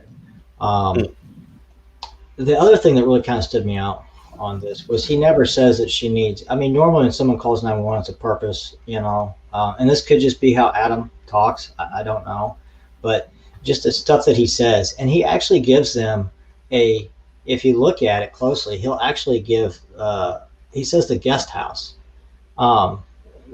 That's not true. She's outside, and she's not attached to the guest house. She's attached to the main house. And I always thought that maybe he was given where the original crime scene was, or something happened in the guest house, and in his mind, that's what it came out. Because he actually says they got a girl that hung herself in the guest house. Yeah, but here's a guy that doesn't even know the address. Well, I didn't either, and I stayed there. I was there for almost a week. But did you know the guest house? Yeah, that's where I stayed at. Right. Okay. Yes. But you didn't walk out and see somebody hanging from a balcony. I did not. No. Now I will say, if the balcony where she was suspended from, if you're standing where Adam was at when he saw her, if you look directly to your right, there's numbers right there. Yeah. Oddly enough, those are different numbers than what's on the front of the house. Now, but if he's stressed, he could look at anything right there and he wouldn't see it. I don't know. I kind of read into that a little bit different, because I think the totality of the circumstances here is, he's in a visual situation that's traumatic in of itself. Okay. Number two, he doesn't even know if she's dead or alive based on what he says, because he says, "I got a girl hang herself," or something to that effect. And then third, he's asking the question, "Are you alive?" And then he doesn't even know where he's at. And the reference point that he gives to his location is, "You guys were here yesterday." Okay. So he's using that as a reference to say to the dispatcher, who responds, "Look, I wasn't working yesterday, and I can't find the incident because, maybe they didn't have the CAD notes pulled up. I don't know, but I'm not reading in as much into that yet. Okay, I'm not saying it's not there or couldn't be there. I'm just not reading into that just yet until we get to the totality of the picture here." We've got Mike, you just put up a picture. Yeah. So Doug, I'm just trying to kind of, are you saying the number is to the right of the table and the cactus tree just above the bush with the white flower on it? Is that the number? No, that's not the, I don't know. So it would be on the building just to the far right? Yeah, if my memory's right. I know there's numbers over there because I remember seeing them, and then I saw them again on crime scene photos. So yeah, there looks like it. Yeah, but those numbers. Why don't we take a minute and just kind of dissect this crime scene photo. This is taken from above, obviously, and we've cropped out where Rebecca was lying, and just wanted to concentrate on a couple things. One is the balcony, which is the balcony where she came off of. We can see the rope dangling there in the middle. Then there's a table at the bottom, and that table is quite significant. Maybe you could just talk about that and any of the concerns that had for you, and frankly, your own personal experience with that table. I did see that table there when we were there, and I think it was further over to the left. I know it wasn't there in that same spot, but it was missing a leg at that time. He said he dragged the table over and the leg had fallen off. And I remember looking at the table. You think of weird things when you see stuff. I'm like, who keeps a 3-legged table around? But that table was there when we were there in April of that year. And in actuality, Adam stands on that table in order to cut the rope at the length we see. Is that correct? Yes, that's what he says he does. Yeah, and there were some earlier reports that seemed a little odd to me, where she was much closer to the ground in the reports, where you would theorize, because she was only like 5'3", right? 100 pounds, really small. I think she was like 5'2", 5'3", right in there, and she weighed 103 pounds, I believe. Yeah. So early reports were that she was much closer to the ground and there was no need for the table. Once I saw this photograph, it made better sense that there was need for the table to cut that rope above where the ligature was on the neck. Would you agree with that? No, you didn't need the table. You didn't need it still? No. So that table is 28 inches tall. That was interesting. We did some measurements, and it looked like it was really quite tall. And that and how tall was Adam? He's close to 6 foot. Interesting. So that would be a piece. That would be a piece of information I'd like to look at closer, because when we looked at this, in order to be able to lift and cut, I think at least it appeared to me that explained why that table was there. Originally, Chris and I had some questions that we went over with you in regard to whether that could have actually been a place where Rebecca was originally standing, and then that table was pulled away in order to accomplish this. But we kicked over. Yeah. But we've kind of discounted that out. Anything there you want to explore, Doug? Well, I did think of that years ago, but the way that the rope is attached to the bed, I don't think it could have happened that way. Because you'd have to put it to the bed first for that. So let's dig a little. Then let's help us understand. Okay, before we build the house, right? As you and I are aware of, Investigations 101 is we have to pour the foundation. Okay. Since we last talked, what foundation have you poured? And then let's have a conversation about where that takes us. And starting out, let's talk about victimology in relationship to all the different players. And we'll first, we've got Jonah. Okay, he's not there, right? No. Do we know that? He's not there. No, he's not there. We do know that. Okay, we know that. So he's off the plate. Okay. Yes, he is not there. Okay, so right now he's a victim. Okay. Okay. Right? I mean, that's his girlfriend. Right. Well, and his son, yes. And his son. Okay, so Jonah's off the plate. Okay. So the next one then is we've got Adam. Okay. So let's do a victimology on him in terms of suspectology. Well, yeah, but we don't know yet. Right? He can go in both columns. Interesting. Okay. Right? I mean, he could go, we're just talking that morning. Okay. Just 101. Okay. And then the next who else is around? You say there could be a woman in the background of the 911 tape? Yes, like I said, when we had that analyzed, it came back as a female voice. So, okay, so that's an unknown. So now we've got 3. Correct. And is there a 4th? I only thought there was 2 for a long time. So okay, so we have 3 potentials here. We've got three in the inner circle of this death investigation. Yes. Would you agree with that? Oh, absolutely.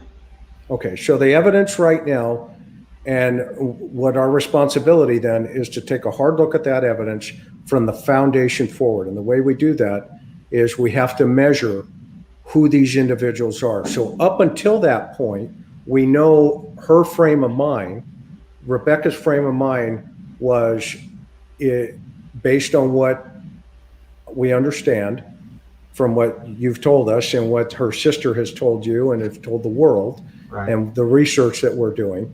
Her frame of mind is, I'm not really sure where this relationship's going. Okay. She's dealt with all these tragedies. She's stoic. through the tragedies, okay? And yet her sister is pulling her away from them, okay? What else do we know about Rebecca that night? Because she had a computer, right? Yes, she had a computer. And what was on that computer? For that night, nothing. Well, okay, what was on it before, previous? There on the days of the 11th, there was like pornography searches on YouTube for different stuff. Okay, so, and now this is her computer, right? It is her computer. Anybody have access to it? Yes. Who? At the time, it would have been Xena would have been present there as well. And how old is Xena at the time? She's 13. So a 13-year-old has access. Who else? Well, that's it. Okay, so we have Rebecca and Xena. And then Jonah was there. He would have, but I mean, I can't see him messing around with Rebecca's computer when all this was going on, but he was there. He was in and out. Okay, so in your opinion, who has access to that computer on the 11th? By looking at the searches, I would have to say it was Xena. Okay, so Xena has access to the computer. Correct. Okay, and what are the searches? Share with everybody. The actual, what searches. I don't know what's actually typed in. I just have what was viewed, and Okay, what was viewed? it was YouTube videos, and then it was a lot of it was like pornographic material on YouTube. Okay, I looked at it. Yes. Right, and it was about rape. Am I right? That's one of them. Yes, I need to pull Okay, it up. it's fantasy rape. Is that correct? Was fantasy written on there? I don't remember seeing that. Well, it was rape, right? Okay, Now right. remember, okay, that's important. Okay, It is. It's very the other one is about bondage, correct? Yes, Bondi. that was on there. Okay, It was so a lot of it was that anime stuff. yeah, it's That was bondage on though. there. It is bondage. Okay, I mean you can call it cartoon. We can call it cartoons or Well, whatever. it was all anime. The stuff I was pulling up that I could still see was the anime stuff. Okay, but it's bondage. It is bondage, yes. Okay, so I mean, again, let's pour the concrete before we build the walls. Okay, we have to understand the victimology here. Okay, and so there was also lesbian There was. pornography, right? Girl on girl. There was a boy has sex with girls. There was the bondage porn. I'm pulling it up now. It's like I just want to be right in what I say. Yeah, be accurate because that's what we're here for.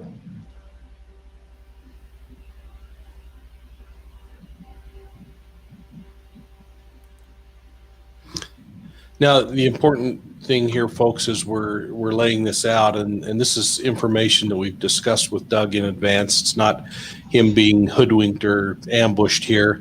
Part of understanding. Oh, Chris, no, No, Doug and I had a conversation about this. We knew we were going to talk about this. So go ahead. There's the Family Guy. There's like Family Guy. It's like looking for pornography with Family Guy, and it's that kind of stuff. It's not innocent, all of it, by any means. It's disgusting. There's adult friend finder on here. I mean, there's just several of them, and there's quite a bit. When I went back as far as over the past several days, as far as I could go, there is, and it's just this. It's just those days, the 11th. It's when Xena's present, and that's the only time it shows up. Prior to that, I went back a lot on her computer, which was, I didn't know what I was going to find. You never know. You go to somebody's past. And it's all, she looks up workout clothing, fashion clothes, jewelry, back supports, like braces to support your back. But the porn I did find is disturbing. But I did narrow it down to just as this when Zena was there, unfortunately. Okay, and I cut my partner off. He was trying to be supportive of me, and didn't think I was grilling you. So I apologize.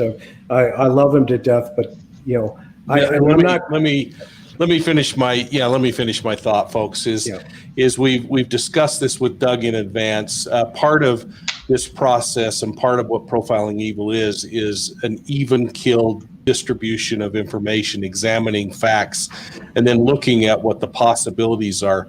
We've talked about this so many times with all of you before that it's really going back to that Sherlock Holmes quote by Sir Arthur Conan Doyle. It's a capital mistake to theorize before you have facts, because you spend all of your time twisting facts to meet your theory rather than developing a theory once you have facts. And so part of all this process, and what we're so grateful for Doug being willing to do, is to also explore this very even killed and say, what are both ends of this polar opposite spectrum that we're looking at? Because there is evidence that we're going to talk about in a few moments that is incredibly disturbing in the way that this young woman is found. And like Chris always says, this foundation is more important than the walls, because the walls can't stand unless we get all of the foundation out and on the table so that there's an even playing field. And so this is all kind of part of the process, and sometimes it's uncomfortable, but it's always got to be transparent. And Doug, I mean, we appreciate it. We've been through this thing with you on the phone in advance, and again, folks, that's so anyway, Chris. Okay, so we get. I understand where you're coming from here on the pornography stuff right now. Okay, what's interesting and what's intriguing, okay, is the bondage pornography. Okay, 2 days before she's found bound.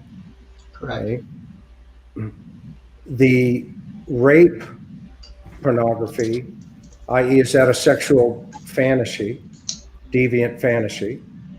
Okay, all the other stuff that's on there, that's horrific stuff, and I can only imagine what you folks thought when your family came across that. What I'm having a difficult time understanding is how a 13-year-old gets into that. I would agree. But I can say it's weird between these searches for, the porn would also be searches for teen boy bands, music videos, and then it goes right back to the porn. It's just like back and forth, which makes me believe that it was Zena. Not that it's not acceptable by any means for someone to look. It's just gross, but it was looked at. And this is Rebecca's sister. It is. It's Rebecca's sister. Did you ask her? I did. And what'd she say? She wouldn't answer me.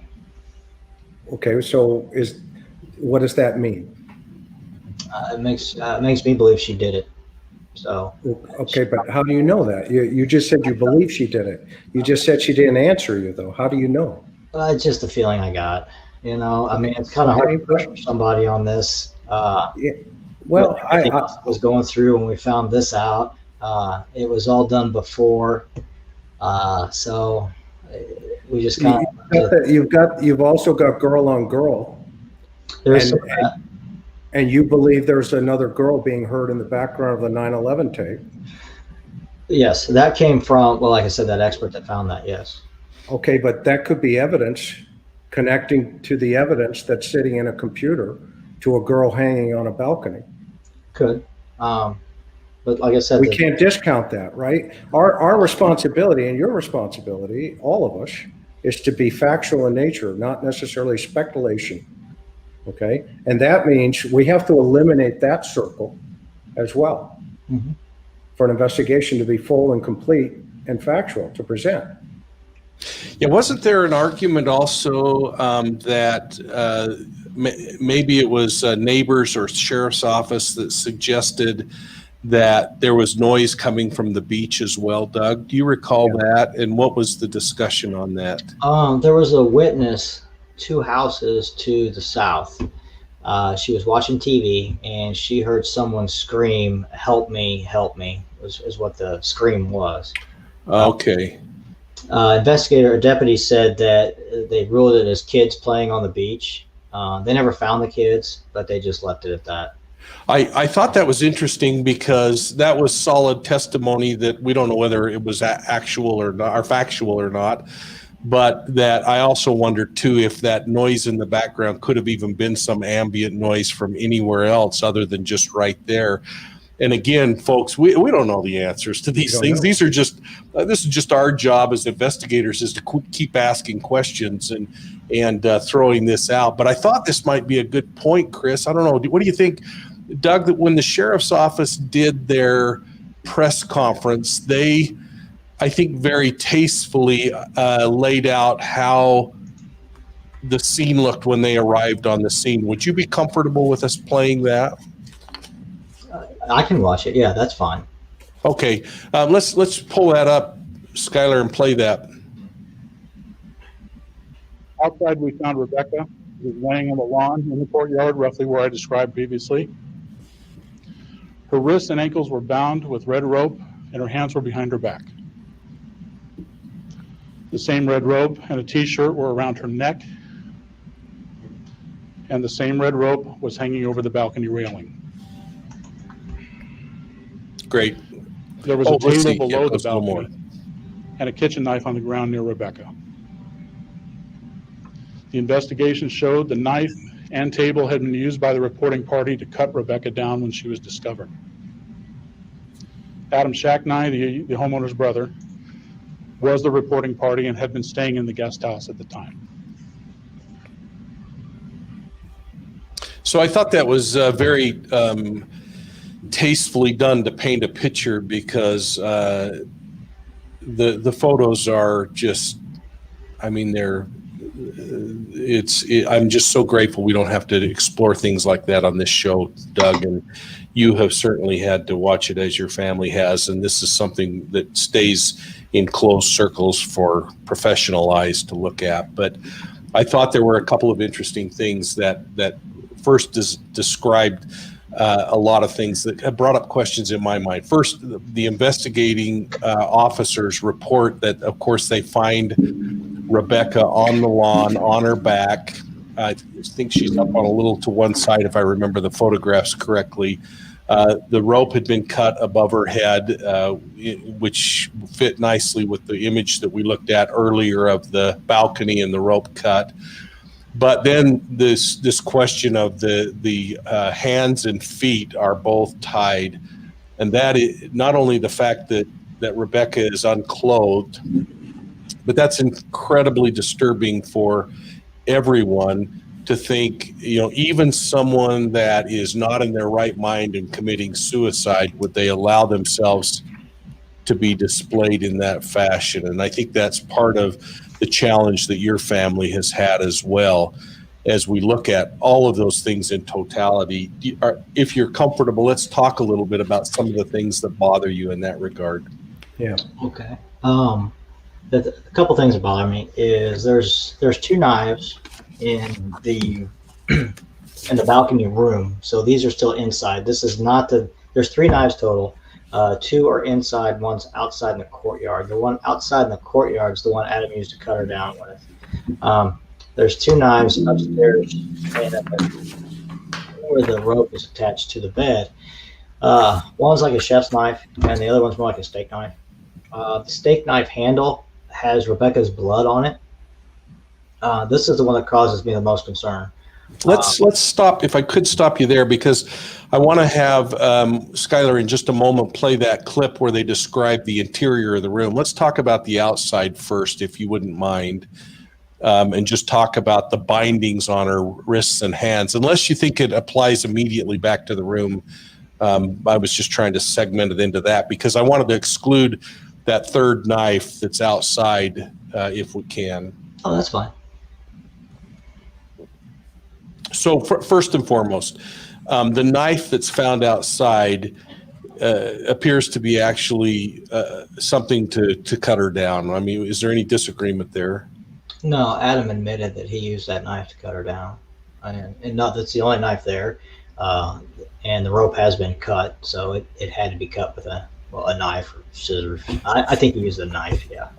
Yeah, and then the other thing I wanted to bring out is the in the 911 tape, you can actually hear the table being drug, and there's testimony that suggests the table's drugged to come over where he can get to her and cut her down. Now, there's disagreement on whether that's necessary or not. Would that be fair to say? That would be correct, yes.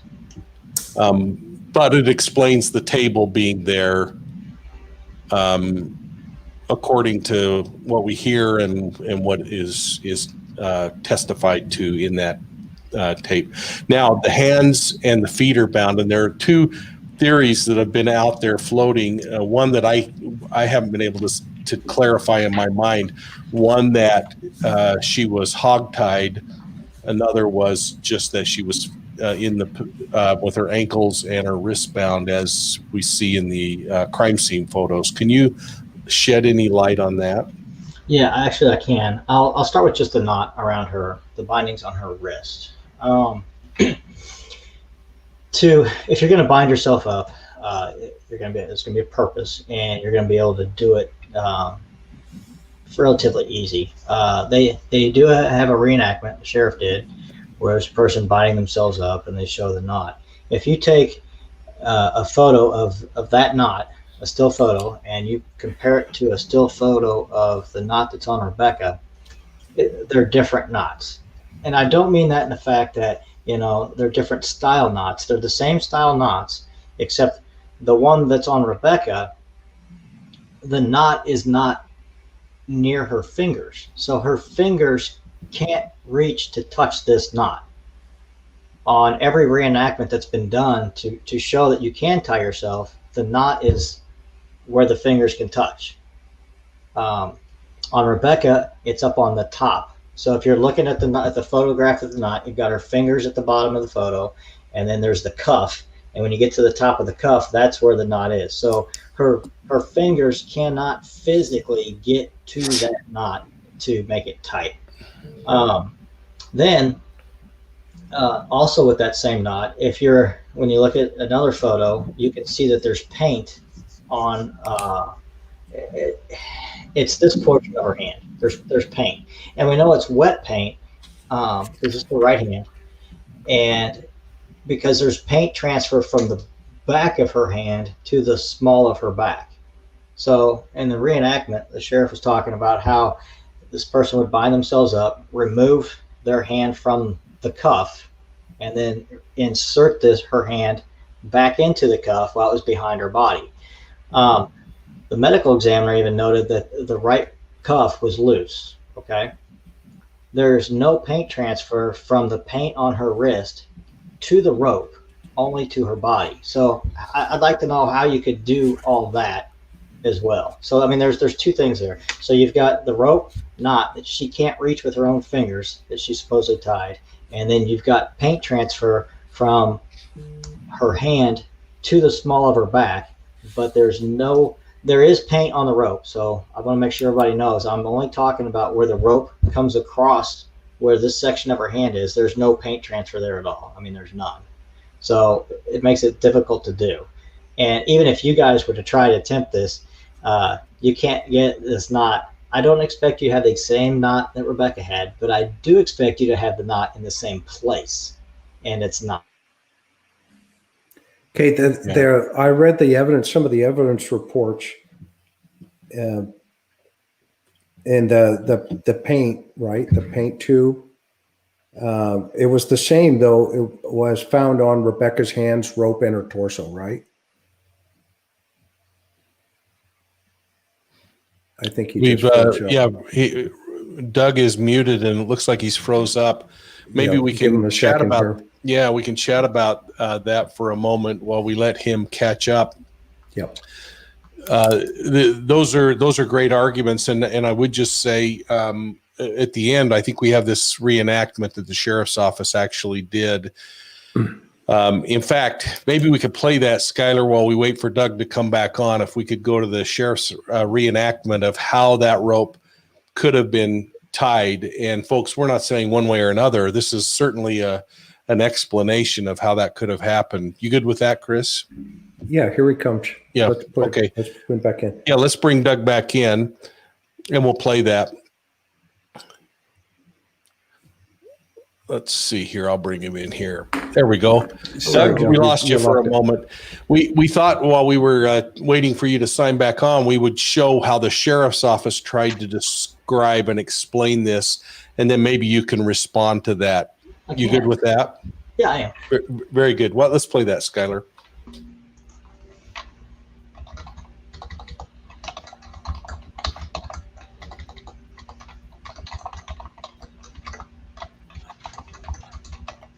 And Skylar, if you didn't turn the audio on, oh, there we go. Is roughly of the same stature, size as Rebecca.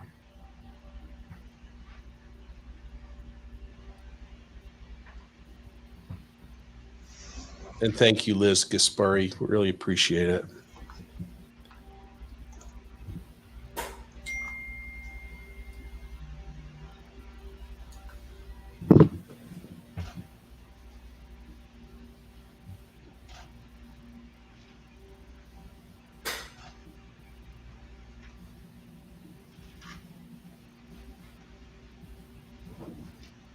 The bindings you see were the result of painstaking study of the bindings that were on Rebecca. We used the actual bindings without untying them. And that is as close as possible as we could get to recreating those bindings. The rope is also of the same type.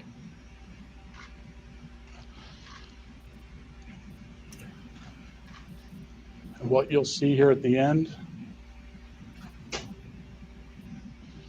this rope is a little tighter, this one is loose, which is consistent, which is what was found at autopsy.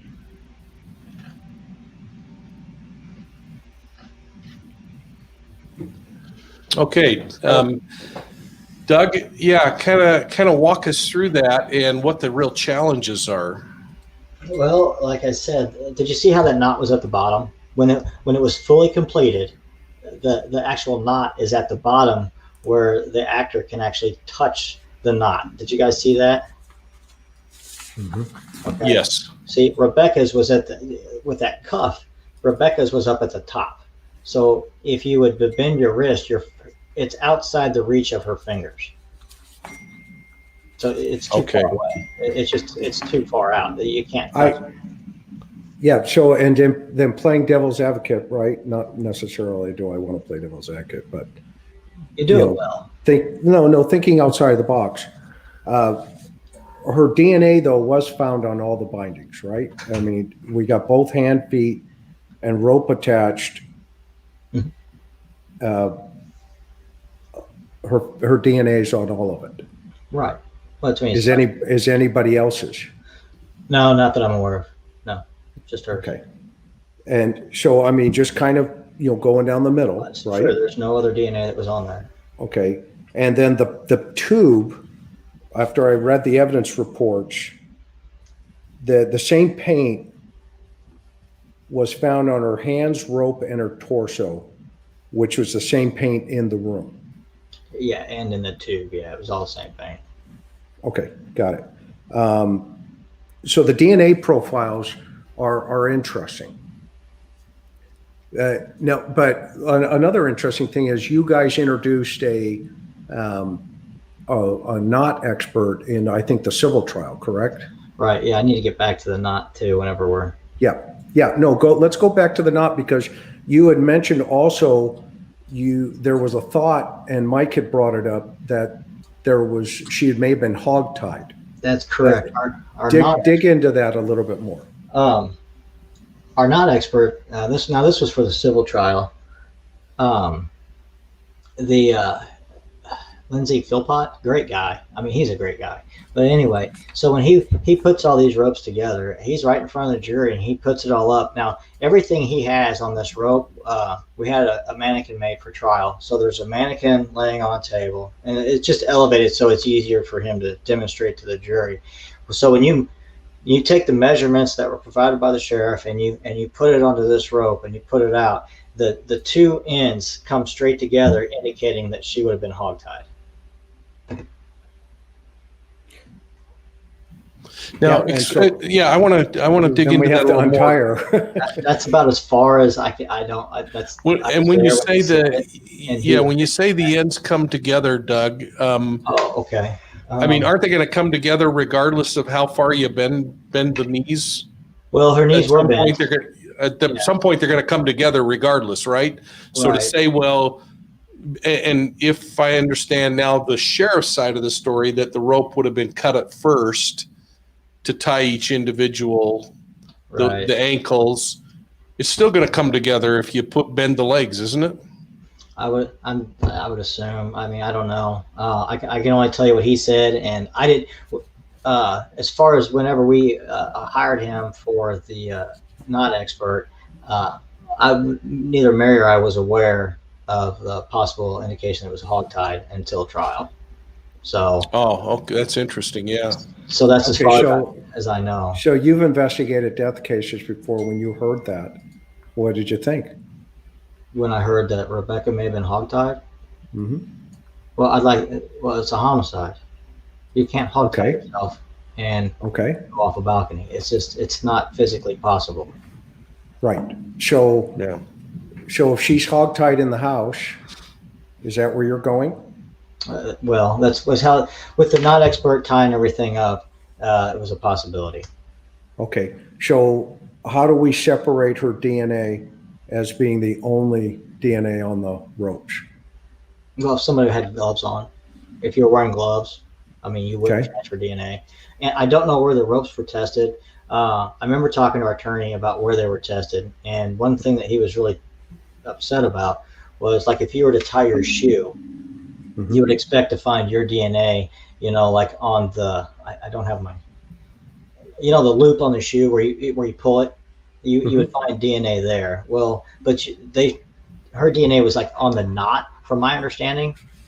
So he was saying that if you tie a knot, you don't physically touch the knot section of it. It would be just on the outside where you would pull it tight. Mm-hmm, mm-hmm.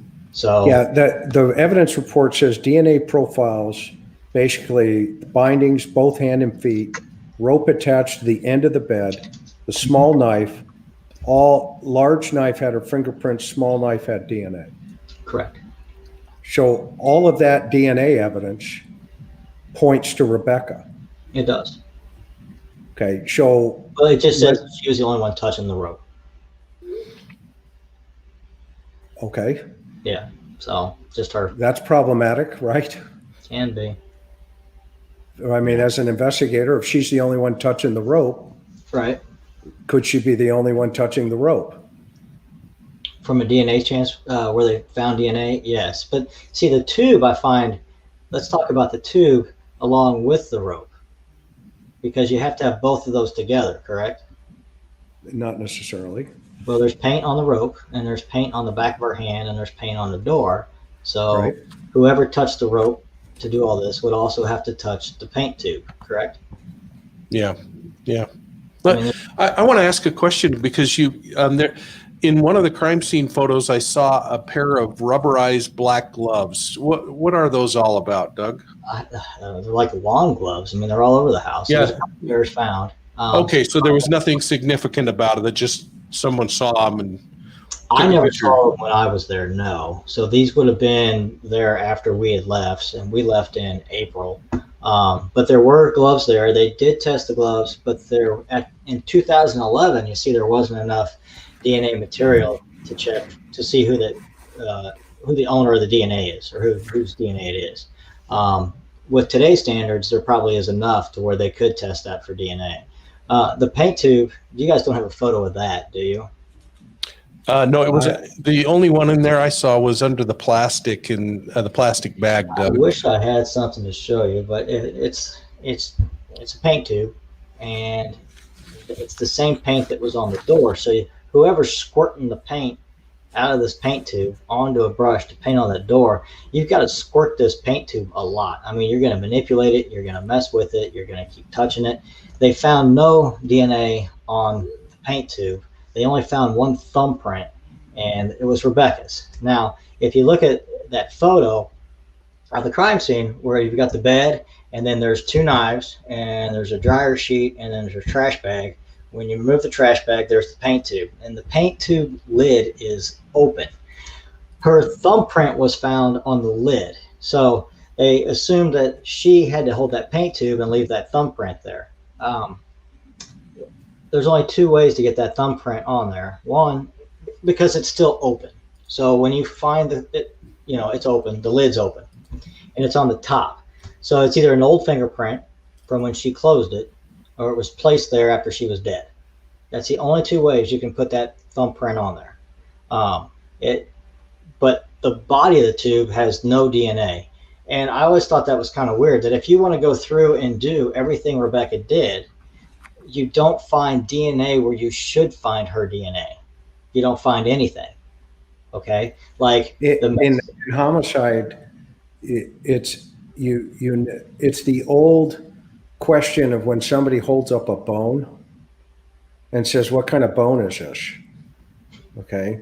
The moment the investigator tells the forensic anthropologist what kind of bone it is, okay, they're out of the room. Okay. All right. So what you just said there, okay, made a lot of sense to you. Okay. It doesn't make a lot of sense to investigation, because you just said it doesn't make sense that her thumbprint would be found there.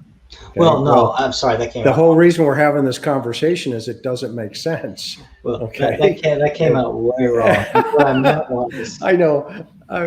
You and I are good friends. I mean, obviously, we've become friends through the last week or so. So I don't Right. think people are quite understanding where we're coming from. But, okay. Well, that's what I meant by the paint tube, is with her thumbprint to be on the cap of it, and it was found open. yeah. That was either done when she used it last, because she did paint. Becky painted, so she knew how to use paints and brushes and all that stuff. But there was no DNA on the body of it. So, and then there was no DNA found on the door. Like where you would write on the door, you'd expect someone's leaning. There was nothing there. So, But her fingerprints are everywhere. they're her on fingerprint, certain- Yes. right? Her fingerprints are on the tube, i.e. the top. Okay. Yeah. Okay. Mhm. Right. Well, They're on the bed. they're on the bed. They're on the knife. They're on the knife handle. They're No, on the knife sorry. Blade. They're On the knife blade. blade. blade, right? They're on the knife. Okay. Mhm. And her DNA is all over the rope. Okay. Yes. What I'm trying to do is put somebody else in the room. Right. That's what I'm trying to do here for you and for me and for all of our listeners. Okay. Who else can you put in the room? Forensically, Go ahead. and there's no DNA and there's no fingerprints of anybody else that they found. Okay. Yeah. I've got her Now- fingerprints. They're 18, 20 inches from the floor up, down low on the door. Yep. Which that's an odd place to find fingerprints. At first, to be honest with you, when I first saw that her fingerprints were toward the bottom of the door, these are the balcony doors going out, I honestly thought she was holding one to maybe unlock this, because they're French style doors. So I Sure. figured maybe she was holding one down low to unlock it, but then it was found secure. Okay, but the other side of the coin now is you've got her hogtied, or your not expert has her hogtied. yes, Okay, in the room. it would have to be in the room. Okay, but there's no other evidence of anybody else in the room. There's not, no. No forensics evidence, no scientific evidence that you found, that the sheriff has found, that anybody has found, even tonight, in 2020, is there any other evidence showing that she was in that room other than Rebecca? The only evidence that is in that room is that it was wiped down. There is evidence of that. Okay, so that's because of the white tissue or the dryer, dryer sheet, right? Yes. Okay, so but that's there's not evidence. Person in a room, no. But that's evidence that white tissue was in the room and potentially could have been utilized to eliminate fingerprints, correct? Correct. But not DNA. I don't think you can use it for DNA. I don't know. I never looked that up. Okay, I guess that's where I was going. Okay, so where we have evidence though, is we have evidence in her computer of bondage. Yes, that's there. We have evidence in her computer of sexual fantasy. That is there. Okay, we have evidence in her room. Okay, that she's there by herself. Okay. Yes. We have evidence potentially that there's a third person heard outside on the 9/11 tape, a female, but we also have evidence that there is pornography exploration of a female. Okay, so I'm just going to throw it out there. Is it possible, as a theory, that this is a sexual fantasy gone sideways? With Rebecca and I don't know. I can't be the one to answer that. I don't know. So we don't know the answer to that. Knowing Rebecca, I would have to say no. Okay, Just wait a I know minute. her. You just not knowing Rebecca, you didn't know Rebecca had bondage pornography on her computer, did you? I did not know that. So let's back up for a second, okay? Meaning, I love you to death, okay? But sometimes we get so close to things, we don't see the world from space. Our responsibility is to see the world from space and then narrow down into that building the walls around the foundation. So the foundation that we potentially have here, okay, I would be really curious to ask Jonah. I don't think I'll ever get the chance, but I would be really curious to ask Jonah if there was, some fantasy play going on in their relationship. And maybe, because didn't you tell me he had choked her one time? Yes, she had told Mary that, yes. Yeah, so she told you that before, right? Yes. Okay, so maybe there is something that, well, what's your theory? On which part? About the porn? Just what's your theory about where we've gone so far? Well, I think the porn was Zena. I really do. The 13-year-old. Yeah, unfortunately, yes. I think that it was her. It's not every time somebody wants to admit that, but yeah, I do think it was her. As far as with Rebecca, I think Adam came in and attacked her. And In the room? yes, I do. I do think that.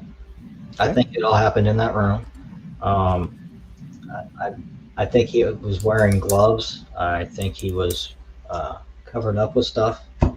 And that's what I think. She's got the 4 strikes to her head that could have rendered her unconscious. Now, careful, if you, with everything like the sheriff put out, she has 3 scratches right here. And those are not the blunt force trauma that we're talking about. They're back over in this area and up top. Okay, so can I stop you just for a second? Yeah. How about if we do this? I would love to do another show, Mike. And Doug, if you're okay with this, I would love to do another show just on where you're going here. Okay. Absolutely. And Mike, I mean, here's what I'm thinking. We do a victimology / suspectology on Adam and Doug's thought processes in relationship to what he's thinking through, because I want to be sensitive to time. We're 2 hours into this, but I think this is such a fascinating conversation going here tonight. And I think, maybe we could have our audience kind of digest some of the things that have been taking place. But, I've lowered your property values, Michael, more than once. So what's your thought? Where do you want to go? I think that would be great if Doug, if you'd like to do that. I mean, you can tell we are very much about facts, and sometimes that's uncomfortable and it's difficult because you've also got a position that you have. Yeah. But I think it's important that for the truth to come out and for us to understand, we just need to have this dialogue, because it gives you a whole batch of questions to ask your follow-up investigators and the sheriff's office or whoever you're dealing with. And I think that would probably be a great idea. I think we should close down tonight, and then let's get on another link right now, and let's finish the discussion while we're fresh. We'll give that recording to everyone in a week's time. How does that sound? I can do that. I'm retired. You're All right. awesome. You're awesome. So I would say let's do that, folks. Mary and I, Rebecca's family, we do want the truth. That's what we want, because when the sheriff ended their investigation, we had more questions that were left unanswered. And so we do. We want the truth. I mean, that's all we're after. So, and we really hope this case gets reopened. That's what we're wanting. I mean, the DA could always take it and do it. So I would love for that to happen.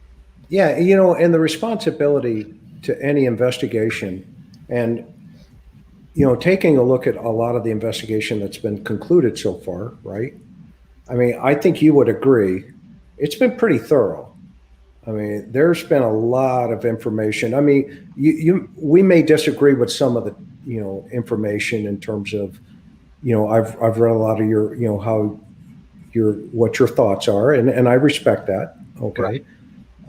But I am just a little biased on this. So. Well, no, you're normal. This is your sister-in-law. Thank goodness. It's like Andy looking for Suzanne.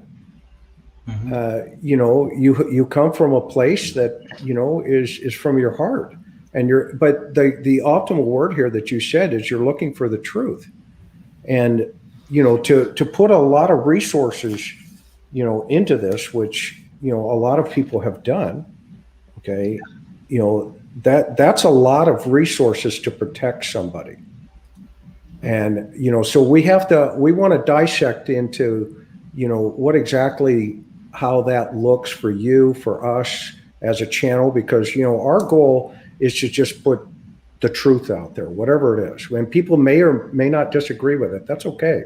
Okay, but if it's factual in nature, I feel real comfortable saying, yeah, that's a fact. Okay, I may not agree with it, but it's true. Okay, and so I think as you go along here, as we go into the next segment here, and by the way, thank you, for just being you and being normal, and God bless you at the same time and your family. But let's find out what that is. If there's more to this, and we can help, then that's why we're here, and we'll try to do that for you. Find there is more to this. Of course, yeah. I think you can help. Plus or minus, by the way. You know what, fellas? I'm gonna call an audible here, and I'm gonna say, Doug, let's. If you need to get up and everybody needs to stretch for 30 seconds, let's go ahead and do it. But I say we drive forward, and let's just talk about evidence and facts. Let's lay it out so that, Doug, you have our impressions of things that would be questions to us. And folks, if you're tired, hang up and dial in another time. But we have 1,200 people listening on this thing right now, and I think we ought to carry it on. I mean, Stella Bella, thank you so much for investing in us, and Marla Kay and Angela Cook and Sue Willits, Dralatina, thank you. Unicorn Heart, Marge Courier Service, thank you. Tiffany Stevenson, thank you. Mrs. Kojak, holy cow. Val Cunningham, Kim Smith. We have new members like Crazy joining tonight. Kirsten Scheiser, thank you. Val Cunningham, Duty Ron, so good to hear from you, bro. Liz Gaspari, thank you. Can we show you what hog tying looks like? Just look it up on the web. It'll be really clear to see. And I don't want to slow us down on that. Darzan, Crafty as Shabby Shack, Mrs. Kojak again. Darzan, thanks a lot. I say let's just roll, Doug. And I'd like to hear. Yeah, I'd like to hear exactly what Chris said. There is so much evidence in this case. And so many things, and Chris and I hope you realize we have invested dozens and dozens of hours in your investigation trying to come up because, number one, we found you so enjoyable to be with and talk with, and we're so appreciative. We also love you because you're former law enforcement like we are, and there's a brotherhood that never changes there. And at the same time, we also know that a different set of eyes come up with entirely different ideas, and we're going to just give you everything we got, and then you can go back with your team and see if and if there are holes in the way you're thinking, you fix it or you evolve or whatever. Yes. And let's just go for it. What do you think, Chris? Michael, I lowered your property values when you asked me to start, and I'll continue to do so. You never do, and you always. I mean, and this everybody's wondering. I was saying shut down, and yep. Yeah, stay with us. Saying, yeah, and stay with us, folks. This is what why Chris and I think that we have something really special, Doug, and that is Chris has an investigative mind that is unmatched.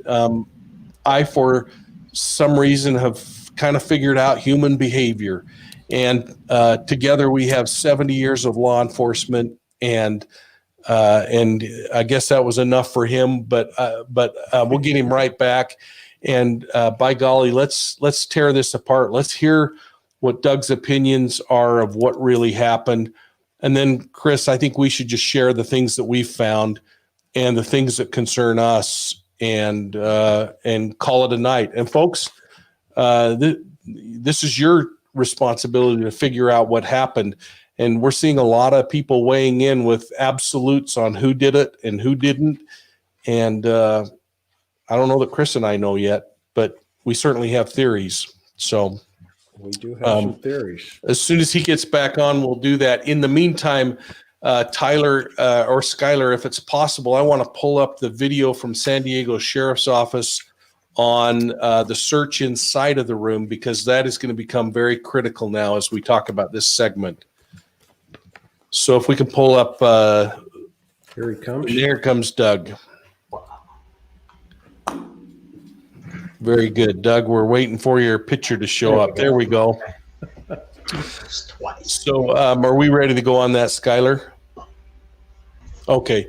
So Doug, we're going to in a minute just show what the sheriff's office said, because I really like the tasteful way in which they kind of painted what the scene was rather than us showing crime scene photos.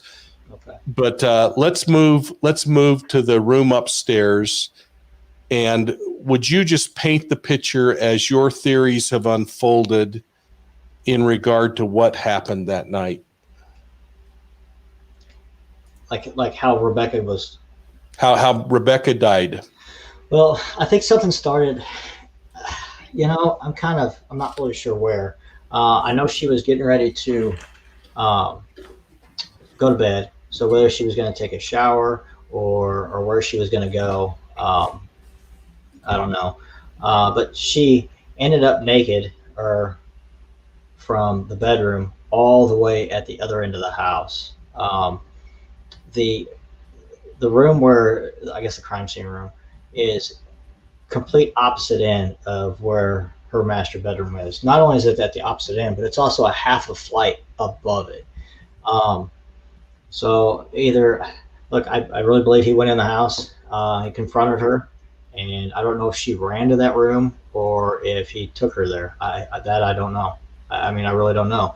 I know she was on her menstrual cycle. I know there's some blood droplets in the carpet where the door is, where that message was written on the door. The only place blood is found is there's a one drop in the shower, the master shower, one or two. I'm going off memory with that. And in front of the door. There's no other blood droplets found on the floor anywhere. So if she's walking around while she's on her menstrual cycle, you would expect there would be other blood droplets throughout the house. The only other place that blood's found is on that knife handle that she was sexually assaulted with, because that's the only way you can explain how that blood got there. And from there, there's a chair that's tipped over in that bedroom.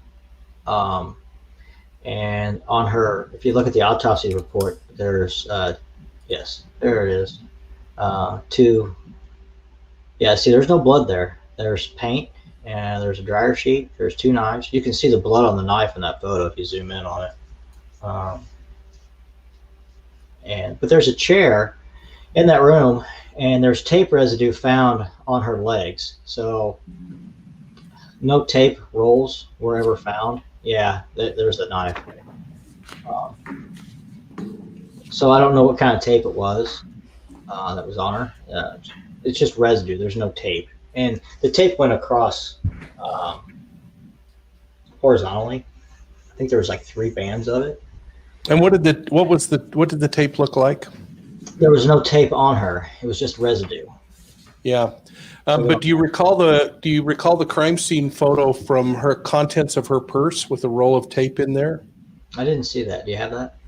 Let me see if I can find that, and if not, I'll send it to you later. If you look at the contents with her Visa and MasterCard and her prescription drugs, there also is a feminine pad in there, and there is a small roll of tape in there.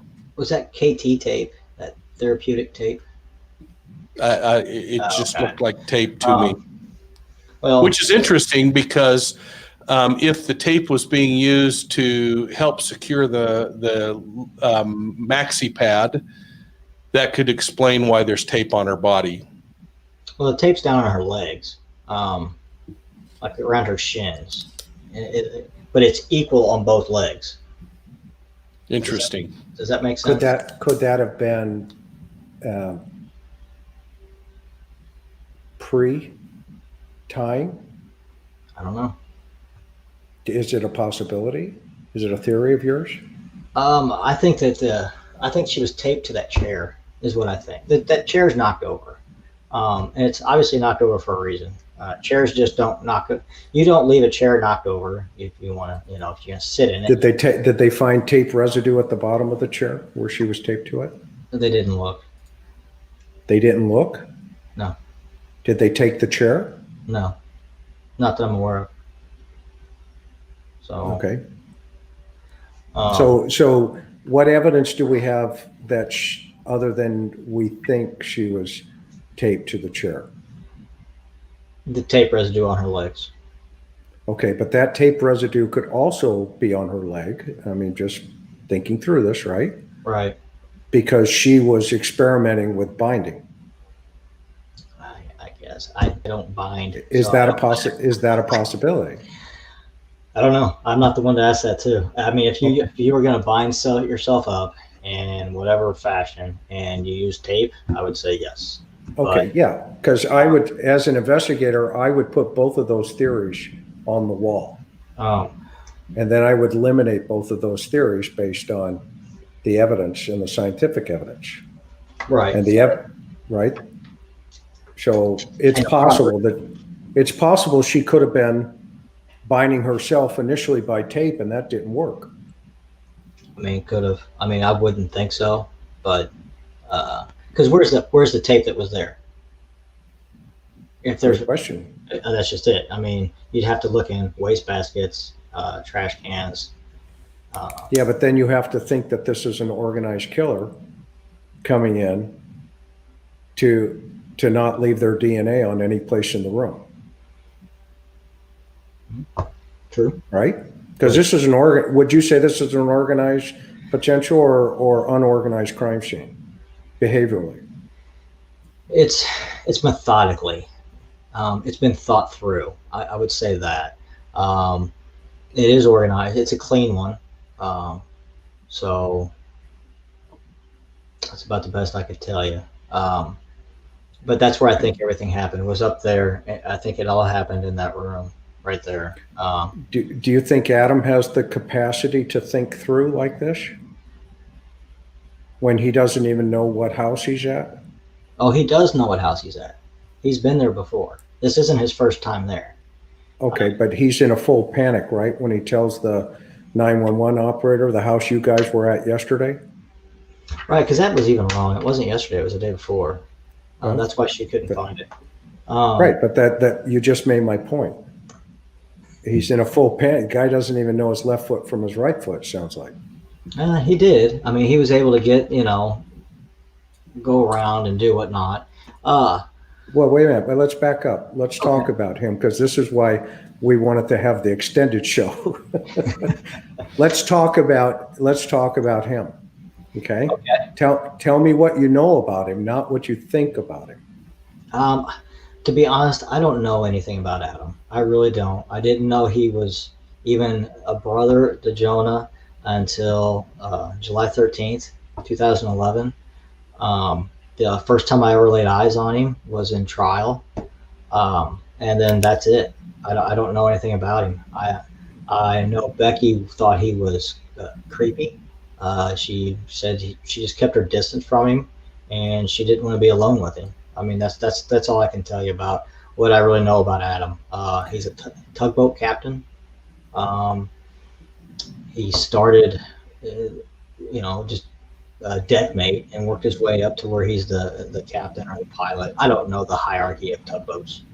And that's, like I said, my knowledge of Adam is limited. I don't know much.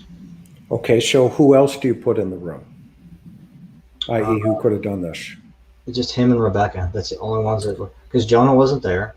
Okay. Then you've got that unknown female voice on the 911 call, but I have I don't know who that is. I couldn't even guess who that is. Okay. Okay. So we don't know anything about the female voice. So it's Rebecca and Jonah are within the circle. Adam. Or excuse me, Adam. I'm sorry. My bad. Yep. Thank you for correcting me. So it's those two in the circle. Correct. Okay. In your review of this case for the last 9 years now, right? Since 2011. Okay. How do you put him in the room? How have you put him in the room? As far as, well, I think he just went in there. I think he walked in with her. Okay. How do you do that? How did you do that? Well, she can't do this herself. She has to have help. Someone has to be in the room physically with her to do this. Okay. That's So okay. And what does he do? Like his sequence of events. Yeah. Well, if he taped her up,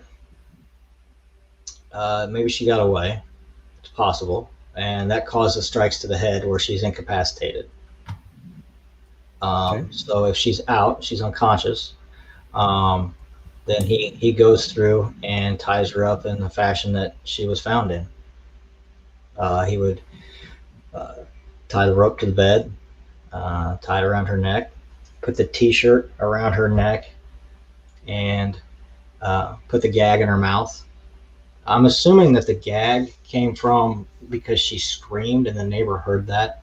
It'd be where where that comes from. She was still alive at that time. So I don't know if that was like another strike to the head, and that would be good. Now, on the strikes to her head,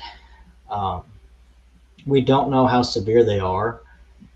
We do know that it caused bleeding under the scalp, but it didn't break the skin. A subdural? Correct. Now, if we could dissect her brain, we would be able to know if she was rendered unconscious or not. Okay, but there's no evidence of that because, I mean, I read the autopsy report, and so, but let's back up because you used the word assume. I did. Okay.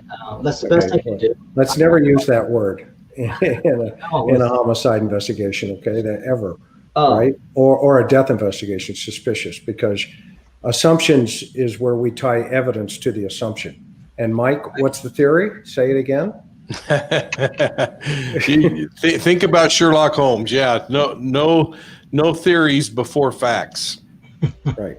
Okay, so we have him in your sequence of events somehow capturing her and taking her. Where does it start? Where's the first contact point? It would have been probably in the master bedroom, either there or the shower, one of the two. I mean, it's hard to say. Okay.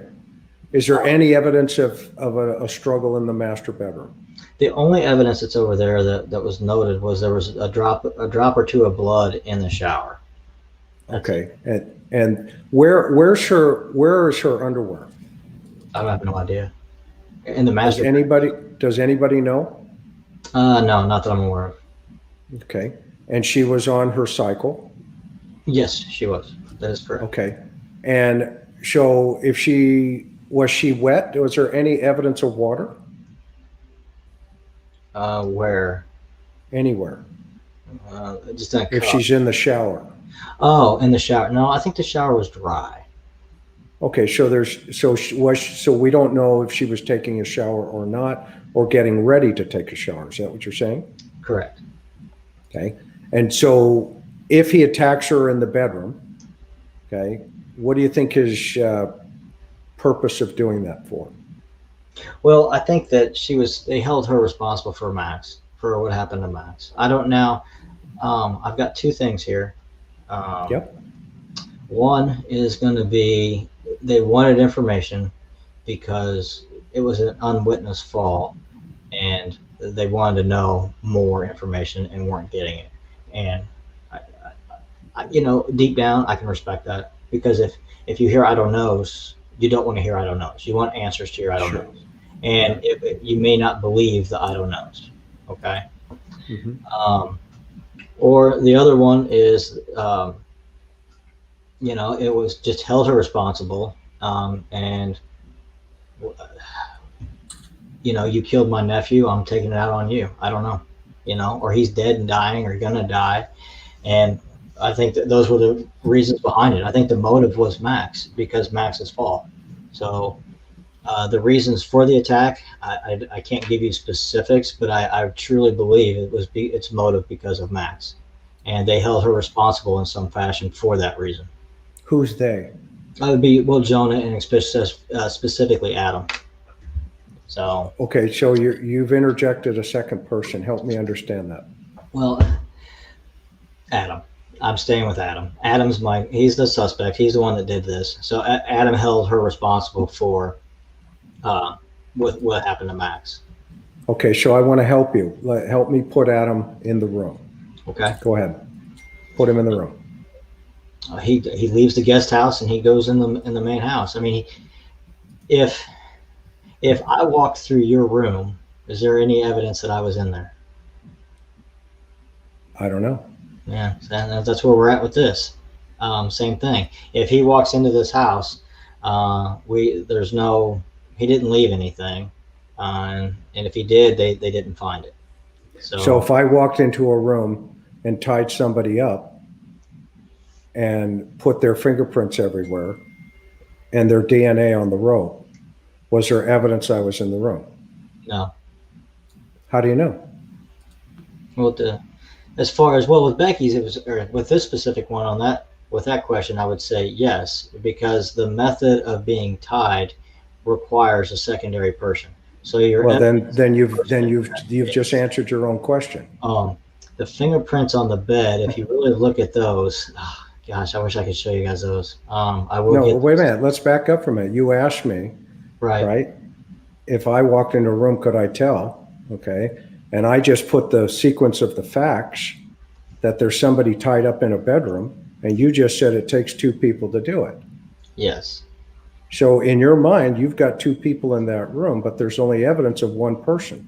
So how, outside of that evidence, then how do you put him in there other than just you thinking he's in there? It takes two people. It takes a secondary person to tie those knots. Okay, but those. Well, Okay, I'm tracking you. I'm not disagreeing with you. I'm just tracking you. Okay. Does he hog tie her? well, according to our not expert, yes, she has evidence of being hogtied. Now, if you look at lividity in her body, her knees, when she's on the courtyard, her knees are still bent. That goes to Mike's question, if you pull her knees back up. Okay, stop. Yeah, According to the not expert, she's hogtied. correct. What was the not expert's opinion of how she became unhogtied? It was cut. When? Well, he just knows it was cut. I mean, he's not going to know. He didn't know the sequence of events. So how does he have evidence that she's hogtied in the room? He has evidence. He doesn't know when she was cut. Right. No. I'm on your team. I'm just, I mean, I've heard 1,000 evidence. I mean, I've heard 1,000 experts. Right. Okay. And everybody has an opinion, Mm-hmm. but science doesn't lie. No. Okay. I mean, there are people that still think the earth is flat. Okay. And you could put them in a courtroom, put their hands up, and, you know, they've done a lot of studies in the lab and say, yeah, the earth's still flat. Well, I don't know about that yet. Yeah, the not expert on Lindsay's when he suggested she was hogtied. I haven't read his report, and it was when we were in trial, and then we talked to the attorney when it was over with, and he said that she was hogtied. So as far as getting details out of me about when she was hogtied, where he was hogtied, it's not that I don't know because of lack of knowledge. I don't know because I was never told, and I haven't read anything. Okay, so you have a suspect. I'm talking about suspectology. Right. Okay, who is hog-tying his victim, Yes. right? Correct. And in the middle of this, okay, decides to have some type of sexual assault. Yes. You said the knife, correct? Yes, I did. That is true. So what's the intent of the suspect? Is it to assault the victim sexually, or is it to take her life for revenge for Max? Well, I mean, that's a good question to think of. You'd have to get into the mindset of Adam and what was going through his mind at that time.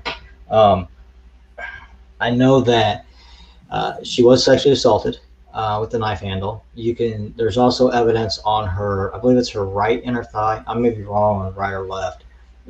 There's blood there as well. So when the knife came out, it was on her thigh, which would mean, I don't know what his meaning was behind it. Humiliate her would be one.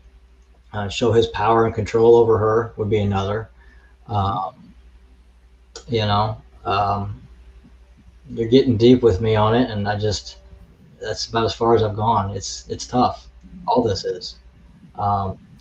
You know what? Yeah, it's tough because, you know, these things, unfortunately, you know, also tie back to, is it possible that there is also another thing going on here? Is it possible that she's involved in a sexual tryst here? I don't know. And that's why she's naked. She is naked. Adam's been naked twice in this house too. I'm not questioning him or her. I'm just saying, is it possible that those two could be involved in a sexual tryst? The only evidence I have of that is Becky didn't want to be around him. I mean, that's it. I understand that, but you also have evidence in a computer of a sexual fantasy of rape. Yes. Is that correct? That is in there. Okay. Could that be in play? Could be, but I know, like, we're good. I don't think that was Becky that did all that. I understand where you're coming from, okay? Just But at the same time, you also have to step back and you have to look at yourself for a second, right, Doug? Mhm. And the family has to step back and say, well, we don't know, right. okay? Right? I don't know. And we don't know even if Adam, as much as we want to say Adam, is in that room, do we? Well, I think he was in there. Well, put him in there. Go ahead. Well, it takes two people with the knots. I mean, like I said. Okay, you keep going back to the knots. I'm with you on the knots. The knots are unusual. There's no question about it. There's no question that the knots are unusual. It doesn't mean it's impossible. Correct. And then you got the gag. Because even your reconstructionist made a comment, and here's what he said. Okay. He said, one, Zahau did in fact go over the railing from the balcony and hung. And two, this is your guy that you hired as an expert. Right. Two, she could have hung herself in that manner, even bound the way she was found. And then he puts a comma, however, and then he goes into the same conversation that we're having here. Right. But nobody asked him these questions like I'm asking you. To step back and say, well, yeah, there's other possibilities here. But what he did was he constructed, and this is, you're Mr., well, I don't want to say his name because he's, respected, right? People know who he is. He's been on all the talk shows, okay? But if you step back for a minute, you cannot say, I don't think we can eliminate yet, okay, that this could have been a sexual contact, potentially, that may have been consensual, and it just went sideways. I'm listening. How about that? I have seen cases where sexual contact has gone ballistic, for lack of a better term. Okay, one party dies, and one party freaks out. Is that possible? It is possible. Is that murder? Yes. Why? Well, it's not suicide. But is it murder? You could go as far as accidental. Okay. So now we have now potentially, right? We have another side to the equation here. Okay, because right now we've been totally focused on, that he threw her off the balcony. Am I right? No, that's what I believe. Yes. Okay, but that may not be the case. Well, even with the porn, like I said, on her computer, I'm still. I'm not. You cannot eliminate the porn. I'm sorry. It's factual in nature. It is there. It is there. The only time it shows up. You can't take it out of the equation.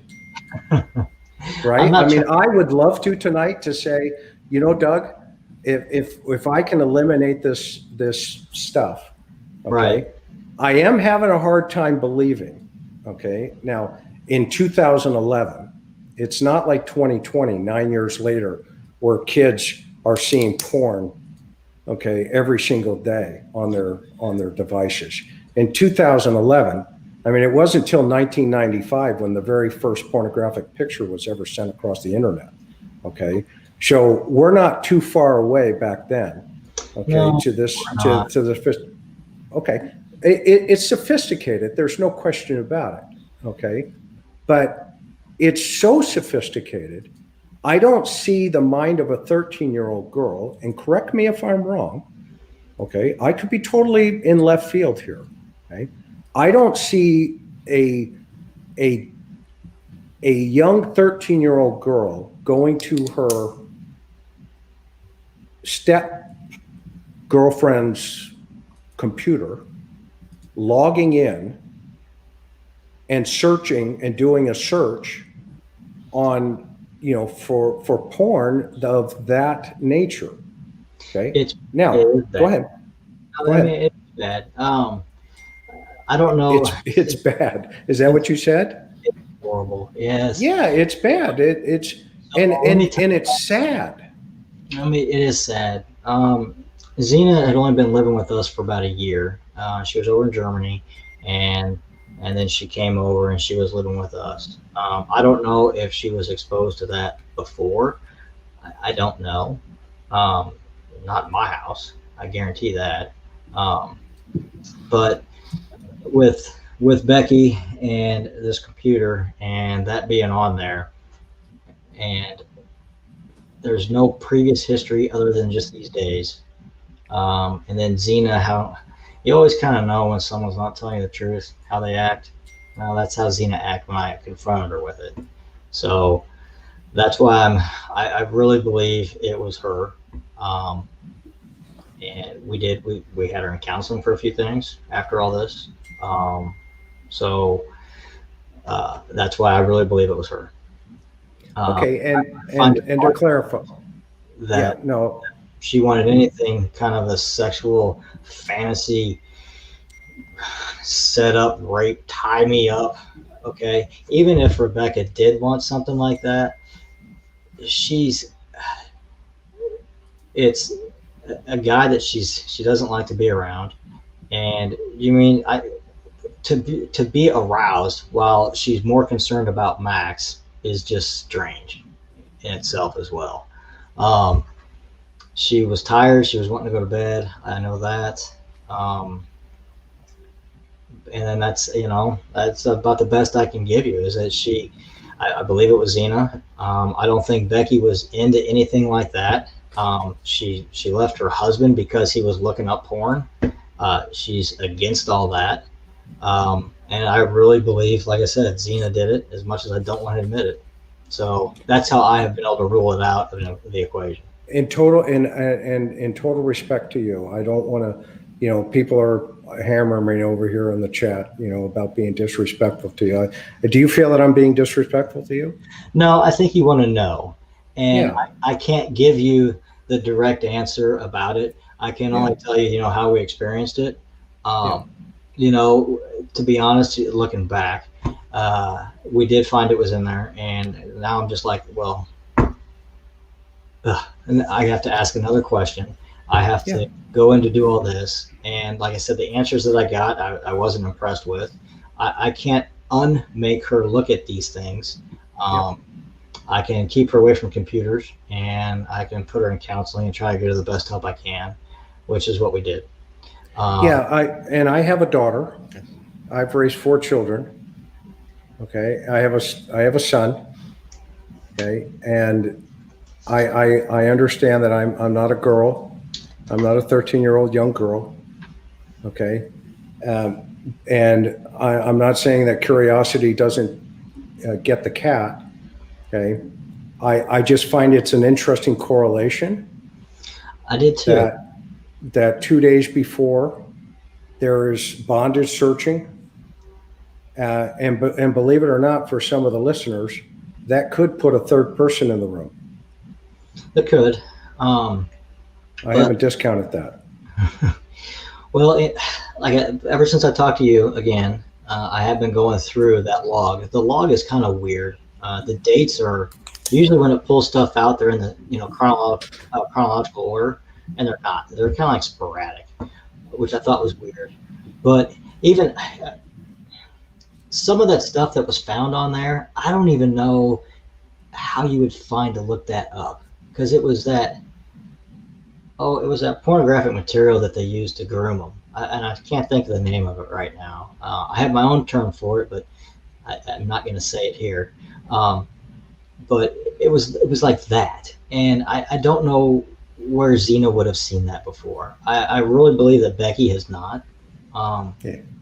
So Well, I can just reflect on my own experience. I mean, even interviewing the sexual offender for the John Benet Ramsey case, I've yet to find a serious sexual offender at 13 years old digging into that type of pornographic material and then measure that against a 13-year-old.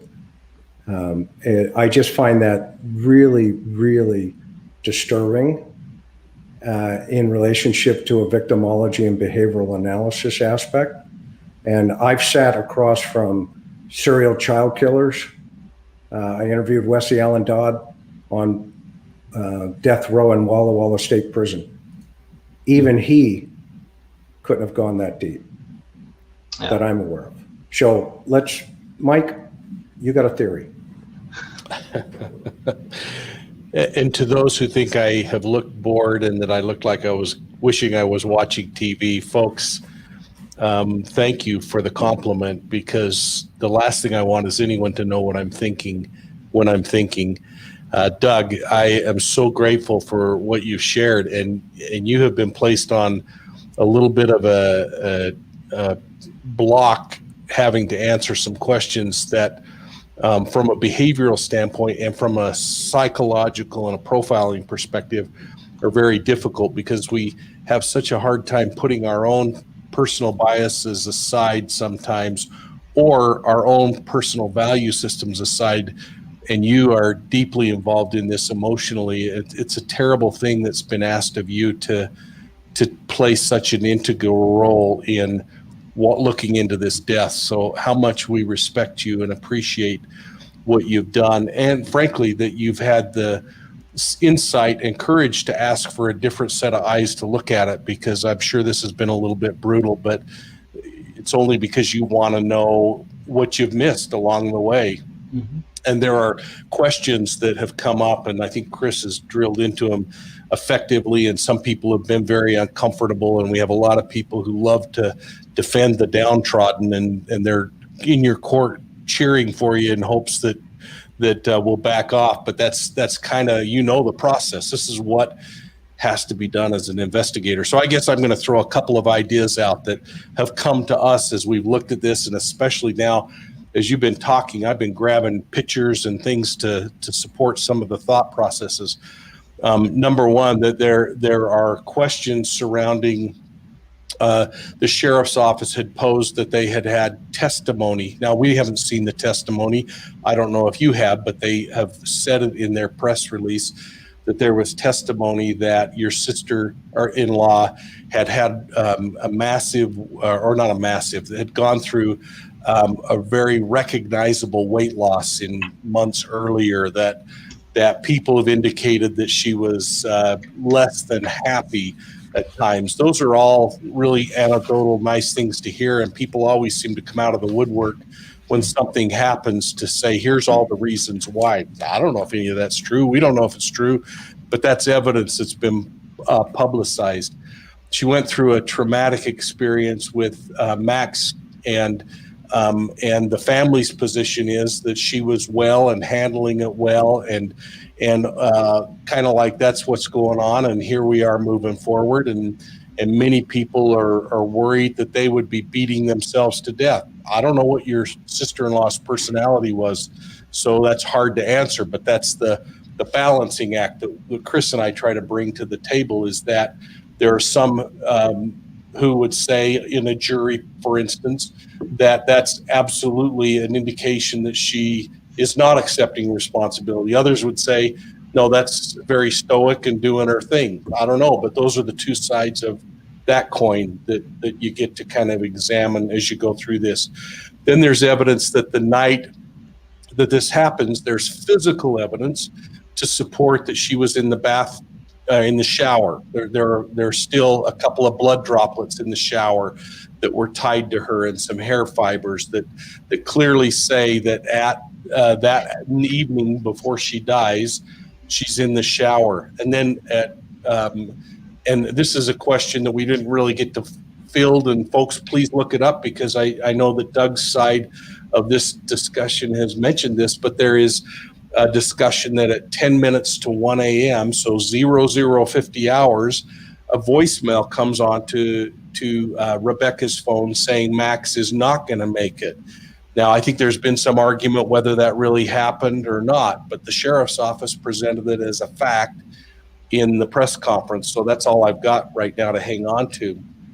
But then we have 2 days before this really big elephant in the room that we can't get past, and that is that there's bondage and bizarre sexual behavior information on her computer. Where it originates, that's a question that we can't seem to answer. But what we find is that a day or two later, there's obsessive binding and things that are very akin to what was on our computer.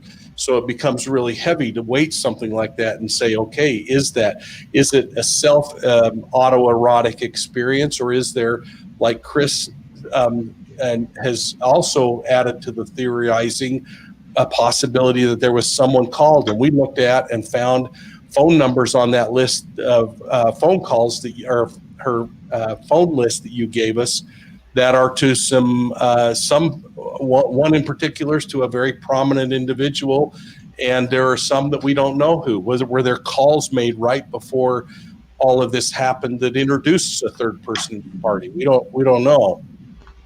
But then all of a sudden we're into this bedroom and we have physical evidence that's hard to ignore.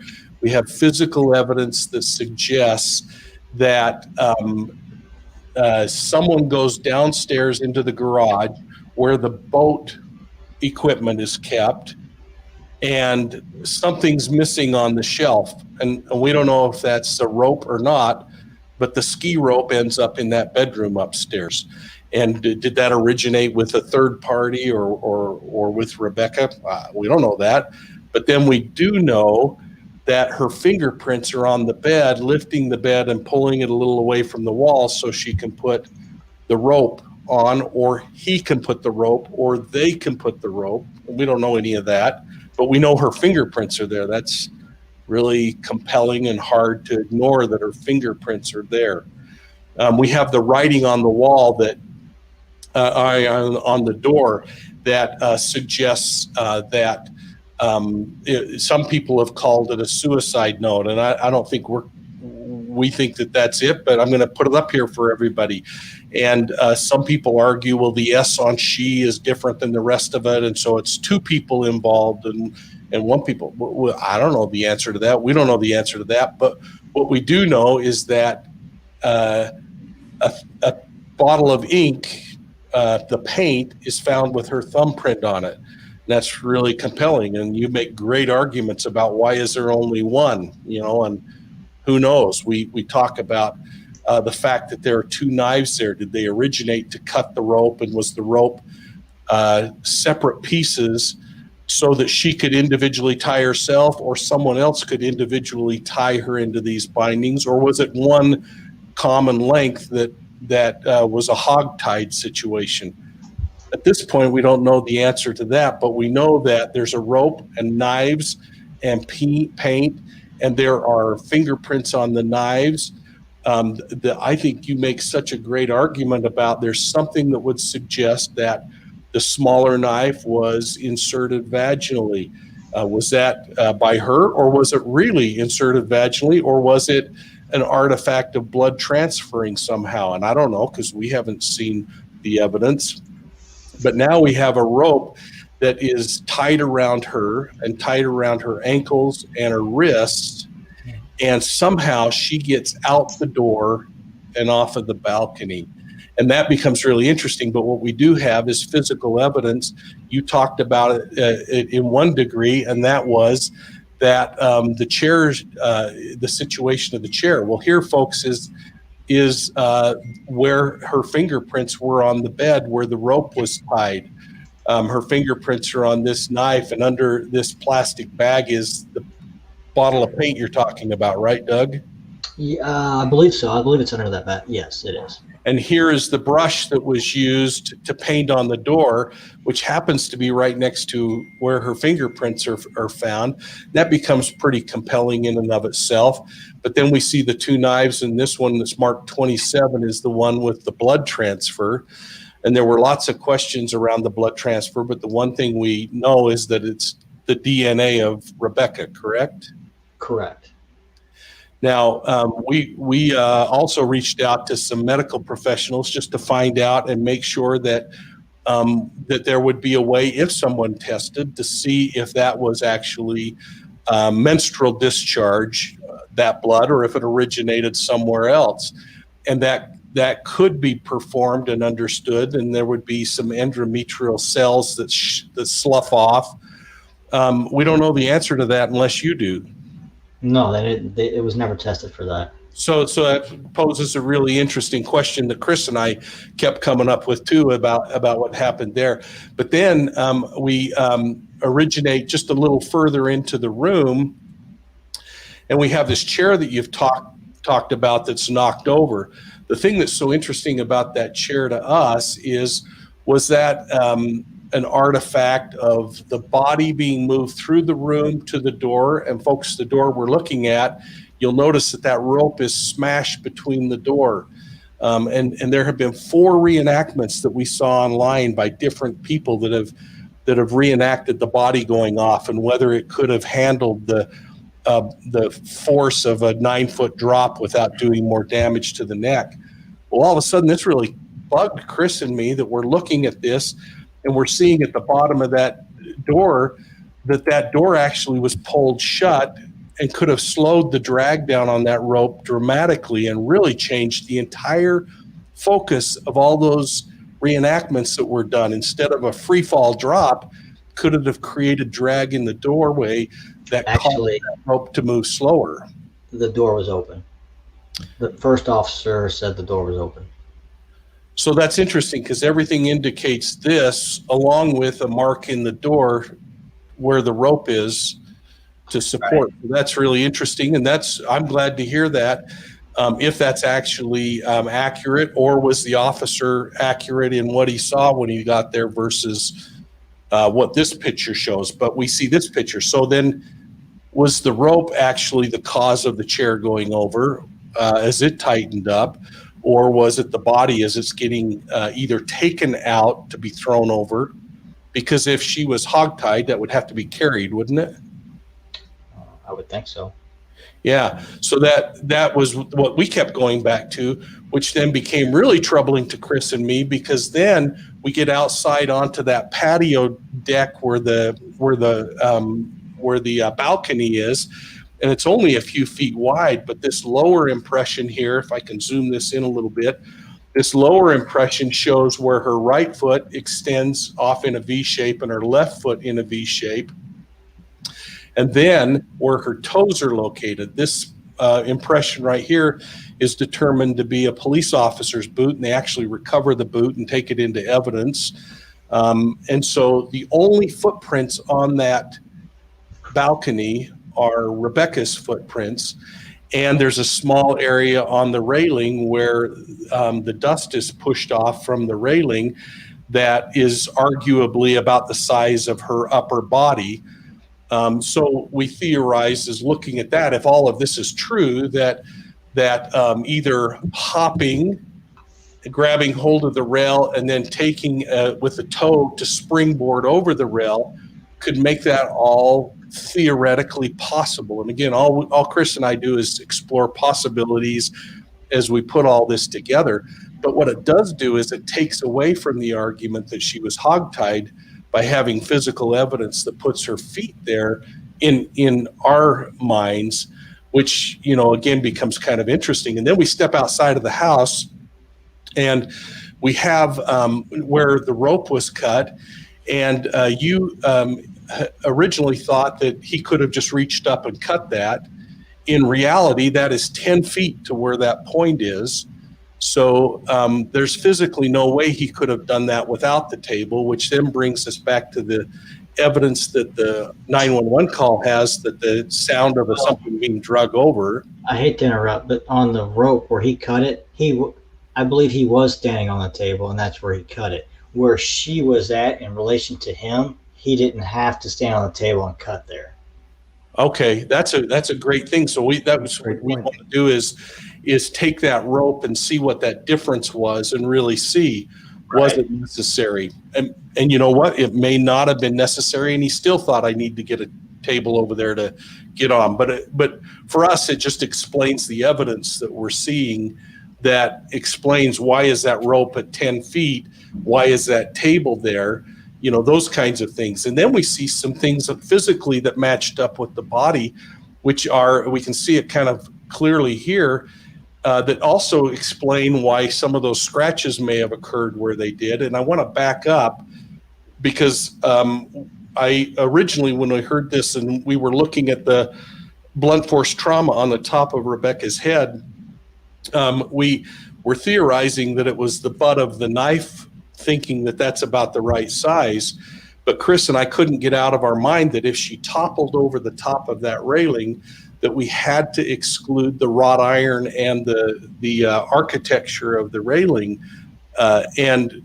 Physically, we've been able to look at that and see that there's possibility that those injuries could have originated on that railing as her body goes over the top and tumbles down. So that becomes questionable. And then the scratches, of course, with the trees and the little cactus tree and other things, could that explain the scratches? We don't know, Doug, because we weren't there, but these are just the questions that we come up with. And then we see this force against the wall where her body goes against the wall as well, which could add to some of that trauma and the debris that's going on there. And so with all of that, we start to say, okay, is a suicide, which the police have said is their determination, possible? You could say there's a possibility that suicide is there. If it is possible that a third party was involved and there was autoerotic behavior, and this was bizarre sexual practices gone afoul, is it an accidental death? And that certainly is possible. The thing that we keep having trouble with is the probability of homicide based on the fact that we can't get him or someone else in the room, and the evidence doesn't seem to support hog tying or other things in our weird mind, especially when we go back and look at, for instance, Adam's hands. If there had been a fight and this kind of damage and hitting with the butt of a knife on the head, why on earth is every photograph of his hands, his body, everything else unremarkable? And the last thing I wanted to throw up is that question about the tape, and this is from her purse, the tape. And we, like you, are really we're so captivated by your story and the fact of that you want this search for truth. And this is the thing we continue to kind of say to all of our viewers out there is don't jump to conclusions too fast. Because, Chris, I don't know, are we ready to jump to a conclusion in this case? No, I think the evidence, there's been a thorough investigation, and I think Doug has his, own investigative mind, in motion. I think that there's a lot of scientific evidence here that points to, some of the presentation that's been given by the authorities. I'm not convinced that they have it wrong. That's just where I'm at right now, and you and I, Mike, and Doug, I think you would agree that we were the first ones to start talking to you about this other stuff that kind of fell into play, because even you sat back and said, I haven't even thought about that. But you have been thinking about it, and so those are kind of maybe angles that you could approach, and if you want to kick some other beehives loose. I know the conclusion of the investigations, that I've seen, based on just what's out there in the public and what you've provided us, as well as some of the other folks that have weighed in on this. Have I ever seen or know of somebody that has seen a similar type of situation like this? Yeah, they exist. And that is unfortunate that the facts, potentially are uncomfortable. I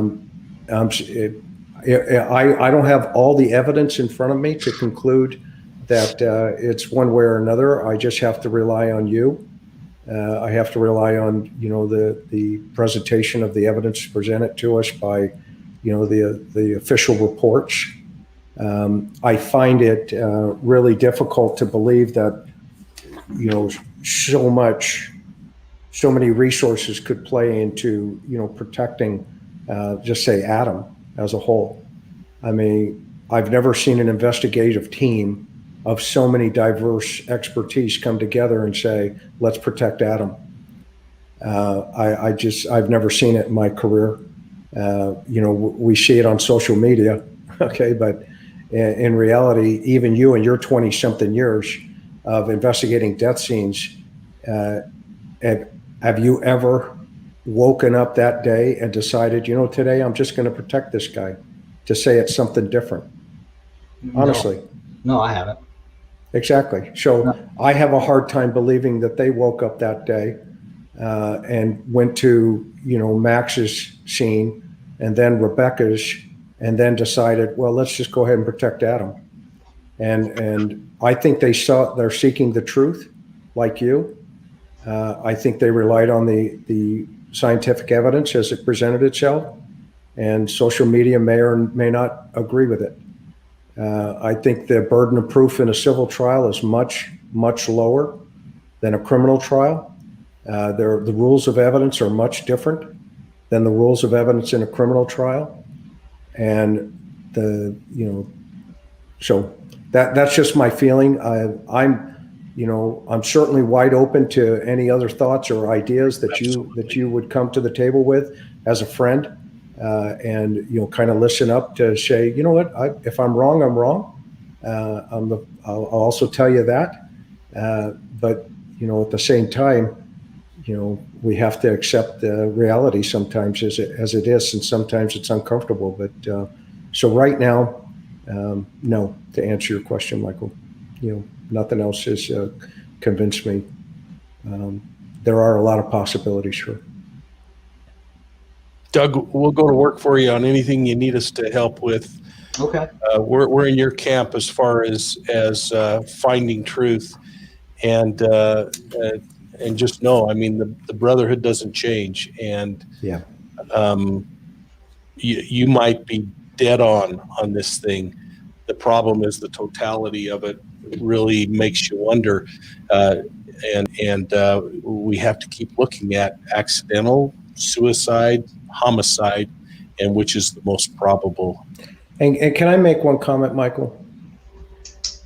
And this is what I mean. So somebody just put in here, dirty cops, they got paid, right? So sloppy police work, they could have been paid. No disrespect, but dirty cops exist. Okay. A whole department and the medical examiner's office and the DA's office, that's a big payroll. Okay. This is the kind of stuff that I was just mentioning a minute ago.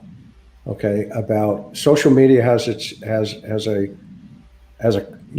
opinion. Okay. But it's not necessarily factual in nature. And sometimes, it's difficult to get there. And, God bless you, my friend, because I did grill you a little bit earlier. And I think you and I both, but we had that mutual understanding because we have talked about this, and, you knew a lot of information, and it's important sometimes to put it out there. So thank you. Mm-hmm. I respect you. Thank you. I can talk about her weight loss. Mike, you brought it up. I think she lost 3 pounds. How much? 3 pounds. And somebody made an issue of that. Yes, that goes exactly with what we were saying, Doug, is you hear these things and you have to weigh them in the totality, and that's really tragic. And people come out of the woodwork, don't they, with explanations of why things happen or what's really gone on, right? Or yapping without having any idea of what's really going on. When you brought up the voicemail, nobody has heard that voicemail. So that was interesting. The sheriff's office must have it, because they certainly made it a point in that. Interesting. No, it was never recovered. They were just told what it was. They can't prove what it was. So, and on but yeah, no, they never recovered the voicemail. No one has heard that. So they had the opportunity to, but they didn't. Well, know that you are always welcome on this show and on choir practice, Doug. And if after some time you feel like there are some things you want to clarify for people, I mean, anybody that's foolish enough to make a decision and then not accept new information or new evidence, that is such a dangerous spot to be. And Chris and I would always welcome that in. And folks, Always. we're seeing a batchload of questions, choir practice Monday night. Join us and ask your questions then. We'll be happy to answer them. You're not going to want to miss it. We're going to be hearing about a new book that's come out, not by us, that is going to be exceptional. And we're also going to hear from Officer Parker from Baltimore Police Department, who, if you've watched him, you love. And then we'll spend the rest of the night answering questions about this or anything else. And so until then, thank you so much for tuning in. Boy, it was a marathon tonight, but we didn't want to stop. And best wishes. Thank you. Thank you. Good night, everybody. Please subscribe.